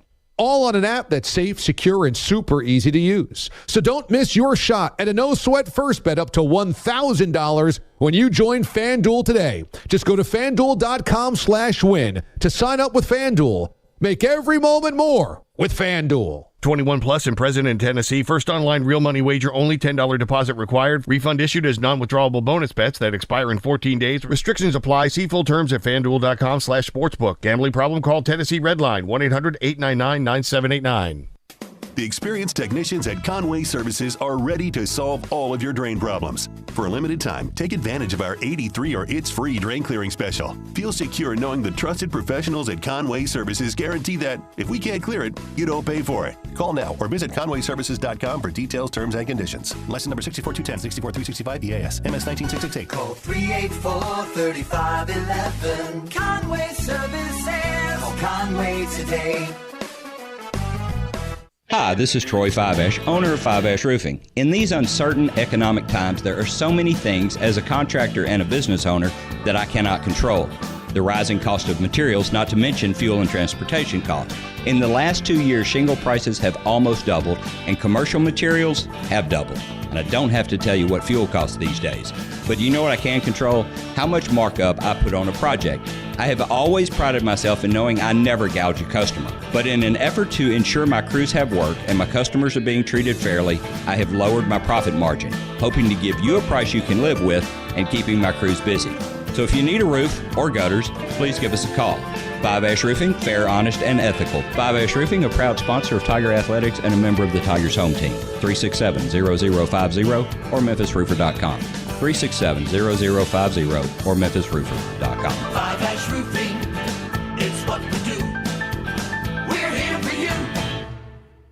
Now back to Sports Time on Sports 56 and 98.5 FM. This hour is brought to you by DeSoto Auto Sales. Here are your hosts, Brett Stats Norsworthy and Bryant Dacus. Lamar Jackson formally requested a trade from the Ravens. He said he notified them on March 2nd, and he doesn't feel like he's been dealt with in good faith. I don't either, but I don't know what the Ravens can do. I don't know what anybody else can do because they're not giving another Deshaun Watson type deal. Cleveland was the team that did that. They pulled what Tom Hicks and the Texas Rangers did with A-Rod when the Red Sox were out there at $15 million and the Braves were out there at $15 to $16 million, and maybe even the Yankees at $16 to $17 million. Tom Hicks came off the top row and said, I want A-Rod $25 million. And we know how that changed baseball, and it wasn't for the better. The NFL, they're not going to do that. They know that was an outlier. I bet in the owner circle, salons, the Haslams are not well thought of. No, probably not at all. For changing that. I feel like, I sure can't prove it, I sure don't want to be deposed about it, but I think there's collusion going on. Yeah, you're probably right, honestly. It's just weird how it's all gone down situationally, the timing of things. Yeah, I mean, you might be onto something. The physical brand of the way he plays the position, they're just not going to give out that kind of deal for him. Do you think he's done in Baltimore? You think he's played his last game, or is this just negotiating loggerhead? You know, I don't know. He's representing himself, or at least has for the most part. So I think it can become more personal when you do it that way. And so I think when you see a lot of times like things like this happen, but you have an agent representing you, it's a little different. He's the bad guy. Exactly. Or she. Yeah, but you're not really dealing with him. It's your agent dealing with him. And so that's why you pay them. Yeah, and so you don't have to go into and have these conversations, so it doesn't feel as personal to you because it's just business. That's the business aspect of it. I feel like, at least from my standpoint, I don't know. I've never played a professional sport. I feel like that could be more personal, and when things like this happen, you don't get the money that you think you deserve, and you're representing yourself, it almost becomes more personal, and you say, well, I got to get out of this situation, and you don't have, he has plenty of people, I'm sure, plenty of good people, I'm sure, surrounding him, helping him make these decisions, but I think it can be a little tougher when he it's had you. one in the memo last week. That's to very don't true. talk to. It's very true. You know what that was driven by? That was driven by the agents. Yeah. Because they all have to be certified, be approved. There are some requirements of them. I don't know about tests, but there are certainly requirements. And he has not applied for that. He has not been approved by that. And I don't blame those other agents of, no, look, we have to go through these steps. Why doesn't he? Why can't he? Yeah. And we don't want that. It's very tricky out there. You're right about the personal nature of it. You have that agent. Owner knows, general manager knows, head coach knows, agent sure knows. Let me be the bad guy. Yeah. Let them be mad at me and huff and puff, and then me get you a deal, and then you go play ball. Yeah, and do what you're best at. And I mean, in that aspect, that's all you're worried about as a player. And I mean, just think about how awkward it is for both sides in this situation. You have this, elite level quarterback that you're having to go MVP that you're having to go back and forth with about contracts. Obviously, the Ravens want him there, and I'm sure at the beginning of this, Lamar wanted to be in Baltimore, but Lamar has seen, hey, I'm a better quarterback than Deshaun Watson. I also don't bring all the baggage that Deshaun Watson brings. And he doesn't. Yeah, and I deserve that money. But like we've just talked about, that is not. If that hadn't happened last year, he wouldn't have even been thinking about that amount of money. And so it's just this very weird situation. I also don't think the posting demanding a trade on social media will go over very well. I personally think he's done in Baltimore. I think everyone's going to feel like that's just the best for both sides is to just find, if they can find something that works for both sides. What team does he go to that he makes into a Super Bowl appearance team next year? He hadn't had much playoff success. No, he hasn't. But who does he turn into a Super Bowl team? Not necessarily winning it, just getting to that game. Well, I was out in the hall earlier. I've been here all day, so I haven't really gotten to see much of it since all that news came out about him demanding a trade. And they were talking on ESPN. We had it on in the TV out in the hall about what if the Jets were to come in and try to do something. And I think that's a team that, you get any quarterback in there, the weapons they have, you could almost turn into a Super Bowl contender overnight. And it might not be a bad idea for the Jets because if we believe everything we've heard about Aaron Rodgers wants to be a Jet, the Jets want him to be a Jet, the Packers want him to be a Jet, and it's the Packers that are slowing it down, trying to get something. If I'm the Jets, I'm going to make it known to everybody, hey, we're interested in Lamar. We are reaching out to Lamar. I would rather have him than Rodgers. Yeah, honestly, absolutely. And so it might be the Jets' best idea. Hey, let's go see if we can figure something out with Baltimore, get him over here, and then we don't have to worry about the Aaron Rodgers. We don't have to worry about the Packers trying to take everything from us for this guy. All right, on UConn, Final Four team, once in the same league with the Tigers in the AAC for a brief shining moment. And it was brief, and I don't know how much it was really shining. They were in the Big East together, and that was the source of all things aggravating to UConn. I remember they came here in 2014. AAC tournament, first year of the AAC, downtown, great weather. It was nobody there. It was nobody there from UConn. Only people there from UConn was Napier and Boatwright. And they started that run that won it all for them. And I asked a University of Memphis official, I said, where are the UConn people? They go, they don't want to come here. They want to force their way out of this league, and they want to put any pressure they can on us, and they want egg on our face. Well, they got it, and the Tigers' early exit only contributed to it. They never wanted to be in that league, and finally got out. They thought they were better than that, and they were better than that with their basketball history. But here's one thing that I could not reject more so, of people at that time wanting the Tigers to do almost the same thing. that was right at that was right on the onset of the football turnaround of what Justin Fuente and Gabe and a lot of those great players contributed to and built and turned it around. And I can remember people saying we should take that deal, meaning the Tigers should almost abandon football and go all Big East. I was against it then. I'm sure against it now. UConn, I know they had the 1 year in the Fiesta Bowl under Randy Edsall in the old BCS, but the Tigers have been to the Cotton Bowl in the new system, in the new way of doing things. UConn's football history does not even come close to comparing to Memphis. No. Not even close.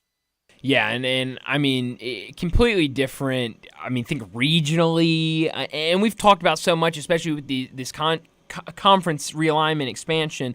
Football is the moneymaker. I mean, football is where your bread is buttered, and I just kudos to UConn because they saw the opportunity to go to the Big East. They recognized it. They recognized it early, and they said we can make this move and really become a dominant powerhouse of college basketball, one of the names in college basketball, and one of the name conferences of college basketball. But I just don't see that working at Memphis. I mean, and especially at this point, I mean, where would you go? I mean, what even conference are you going to go play in? Yeah. And even back then, it was kind of the thought of, football is not at a good place right now, but, you put some into it.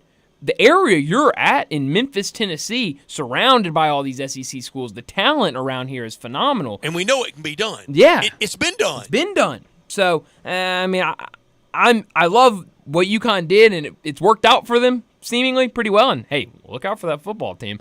But Memphis, completely different story. I know we will as it builds, even as Friday Night Stripes builds, the Tiger Spring game coming up next month. That'll spark some of this conversation.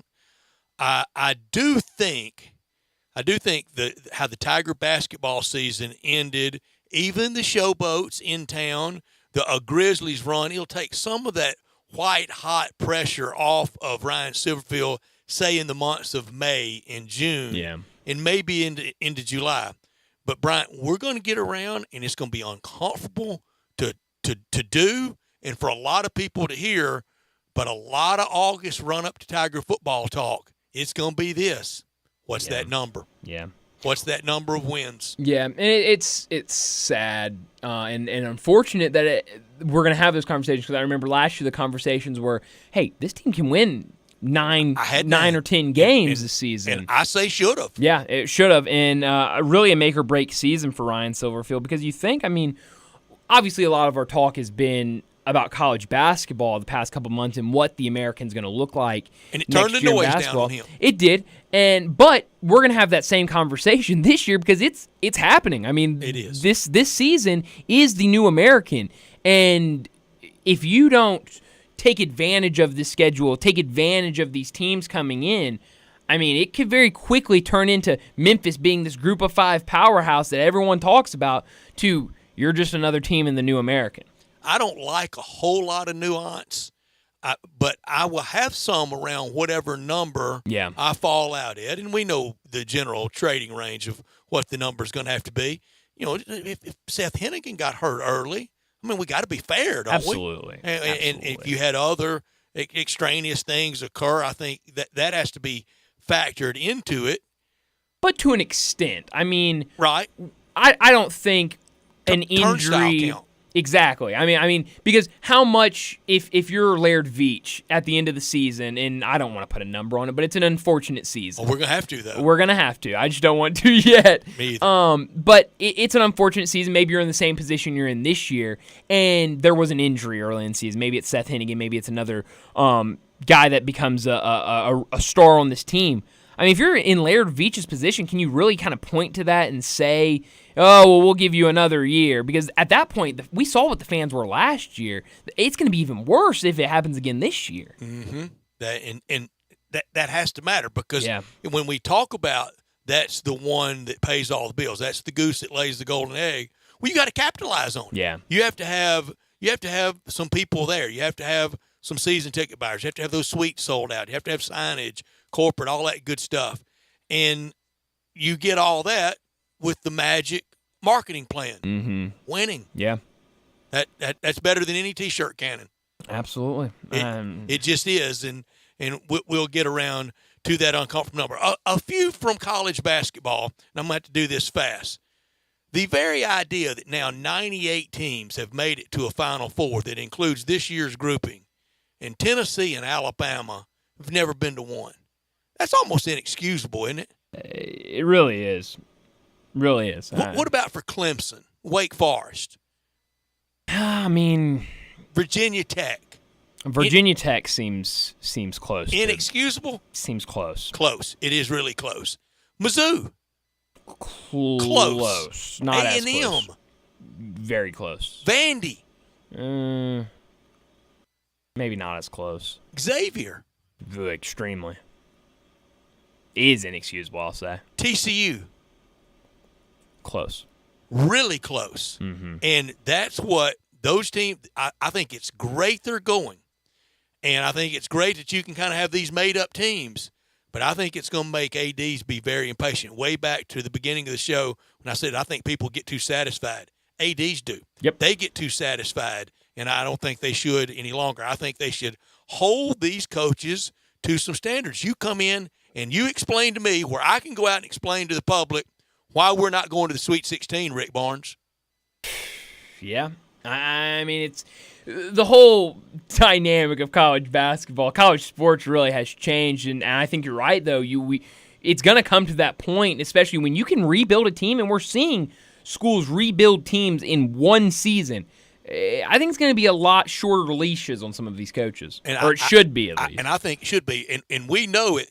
A lot of those places we just named, SEC, ACC, maybe not as much as Xavier. Don't cry about money. No, not at all. Because we can pay off and redo and rebuild and have have a new weight room. I'll steal a question. You ever heard Texas A&M is rich? I've heard a time or two about it.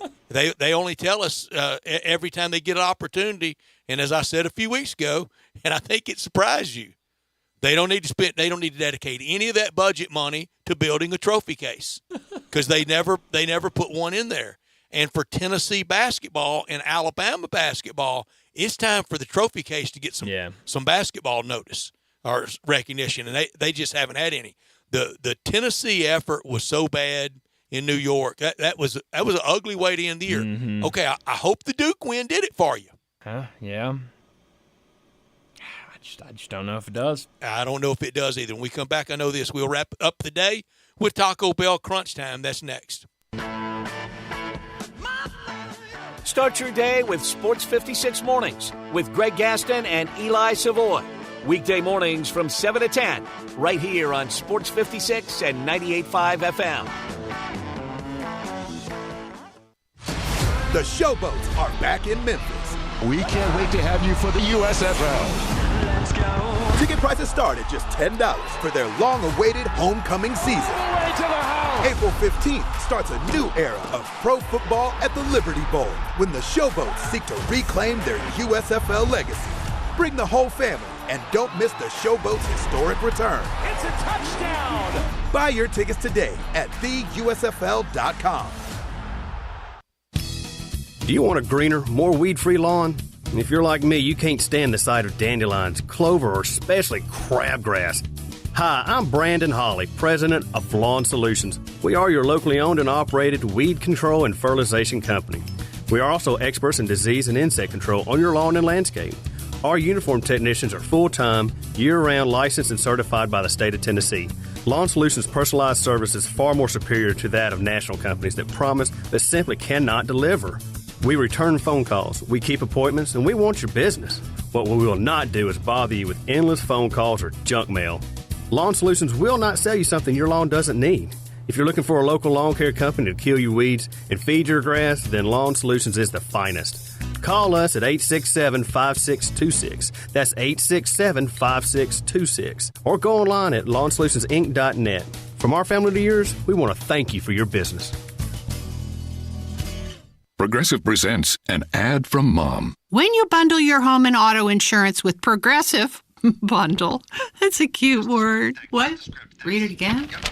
Okay. When you bundle your home and auto insurance with Progressive, you get round-the-clock protection. Oh, That's darn good. Because once my older sister Dottie, her basement flooded. Get round-the-clock protection when you bundle and save with Progressive. It's easier than getting your mom to make this radio ad. Progressive Casualty Insurance Company, affiliates, and other insurers. Discount not available in all states or situations. Chris Price, it's so good to see you. And you have a new business? Yes, Dave. MetroBuildersMemphis.com. Have you noticed water stains on your ceiling? With storm season here, take a walk around your home or business and look up. Make sure there are no water stains signaling a leak prior to the heavy storms coming in. If you do see signs of water, call me. My team and I will come out, diagnose the problem, and prescribe a fix. Our team of Hague-certified inspectors are waiting to assist with any inspection or repairs you may need. We have 3 crews dedicated to repairing roofs in the Mid-South. As certified Owens Corning and Mule High dealers, we offer 20-year, no-dollar limit labor and material warranties that offer hassle-free ownership. That's our hassle-free ownership guarantee. Allow Metro Builders team of professionals to assist you in maintaining your property's integrity and value. MetroBuildersMemphis.com. Your local commercial roof experts. Ask about our commercial roof maintenance agreements. Protect your investment with MetroBuildersMemphis.com. Call me, 901-375-1717. That's 901-375-1717. 375-1717. I'm Gary York. I'm the service director at Lexus of Memphis. Our service department wants to be more than just a place where you get your oil changed. We do glass repair, windshield replacement, recalibration of your camera and sonar systems, even wheel repair, tire replacement, all the things you would expect from a luxury automotive dealer. Please check out our website. You can schedule your appointment, check out our specials, hours of operation, or if you'd like to do it in person, please reach out to one of our associates at 901-271-5199. Now back to Sports Time on Sports 56 and 98.5 FM. This hour is brought to you by DeSoto Auto Sales. Here are your hosts, Brett Stats Norsworthy and Bryant Dacus.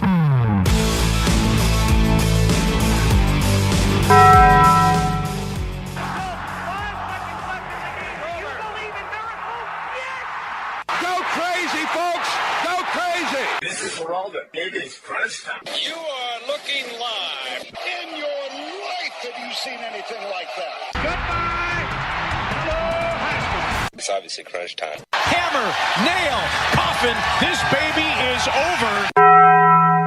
The double steak grilled cheese burrito, so good. Double the steak with nacho cheese sauce, seasoned rice, red strips, sour cream, and the 3-cheese blend wrapped inside a warm flour tortilla, with even more 3-cheese blend grilled on the top. The double steak grilled cheese burrito, it hits the spot now at Taco Bell. And at Taco Bell, when they say they are feeding people's lives with unexpected good, they mean it. Bowl food you can't get anywhere else. What I learned today is that Texas officially removed the interim tag on head coach, well, I guess now head coach, Rodney Terry. He will be the head coach for the Texas Longhorns. I think we figured the later it went with not naming a head coach, it would be Rodney Terry, and ultimately it was. I thought he did a great job this year. I mean, it really takes a lot to keep a team locked in and focused after losing your head coach the way they did. A young team that really all came to play for Chris Beard, to be able to keep them together and locked in and make the run that they ran in the NCAA tournament is impressive. I'm just curious, what is he going to do in when it comes to recruiting, when it comes to transfer portal, because it's his now. It's his now, and all of these guys were guys that came to play for Chris Beard. So it'll be interesting to see if he can kind of continue to keep things moving at Texas. I hope he can, because I've really enjoyed watching that Texas team this year. Can Arch Manning, can Arch Manning turn around that at Texas? They come up short in everything, don't they? Can sure that do. Manning clutch gene tomorrow with Skip and Shannon Sharp, we debate, can the Manning clutch gene turn things around at UT at the 40 acres? Because, boy, they really rest on Vince Young, don't they? Oh, man. And that's the only one since color TV that they've won in football or basketball. I know this I learned today. With Creighton eliminated, that ends, again, a chance for players from Memphis to be there on a national championship team, at a Final Four on a national championship team, with confetti coming down in one shining moment because they had 2 players from your high school. Yeah, they do. They had Mason Miller and they have Xander Yates. They were the last players from Memphis that had a chance to join the Memphis-Shelby County group that's won a national championship, and it's small. It's Corey Beck, Dwight Stewart, Elmer Martin, and Clyde Fletcher. Clyde Fletcher was mostly hurt that year. Beck Stewart and Elmer Martin all started for Arkansas when they won it all. And I found out the player at Florida in 07 from Memphis, I think Mitchell High, might be wrong that, was Brandon Powell. That's it that I can find. I tell everybody every time I bring this up, if you can find someone else, bench player, ninth player, 12th player, practice player, I'll take it. Give me somebody from Memphis that's been there for one shining moment, eliminated with Mason Miller and Xander Yates. Fun story about Mason Miller and Xander Yates. They both came to Houston at the same time. Mason came, I'm pretty sure Xander came with Mason. I believe they were friends before they got to Houston. But they would walk to every single class side by side down the hallways. And for probably the first year and a half, probably 70% of the school thought they were twins.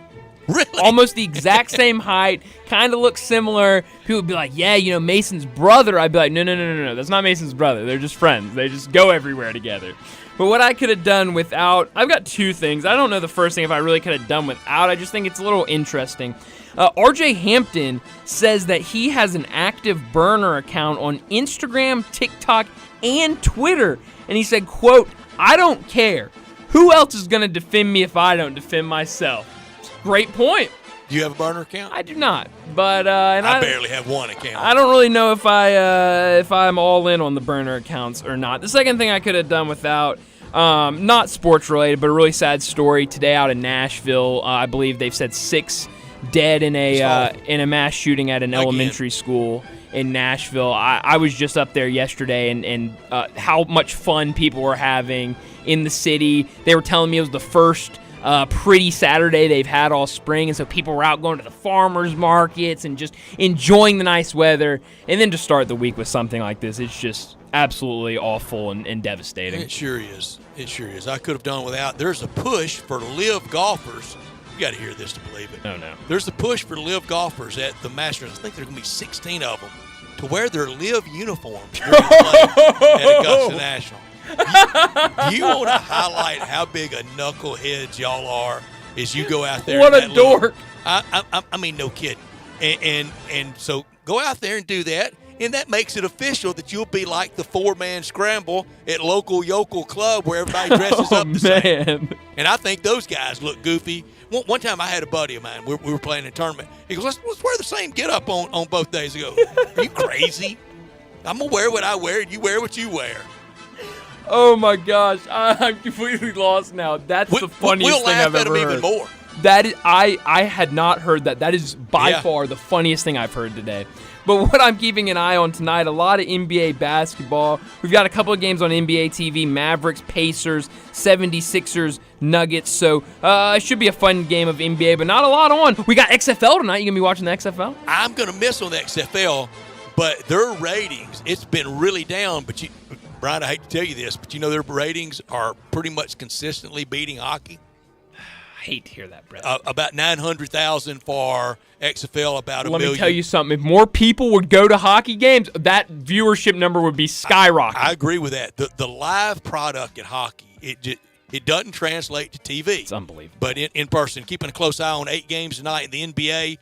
None next Monday. We know what we'll be watching next Monday. Suns lose, and it's official. The Grizzlies can be no worse than the 3 seed in the West, Phoenix at Utah, reeling Mavericks in Indianapolis, and surging Pels at the White Flag Portland Trailblazers.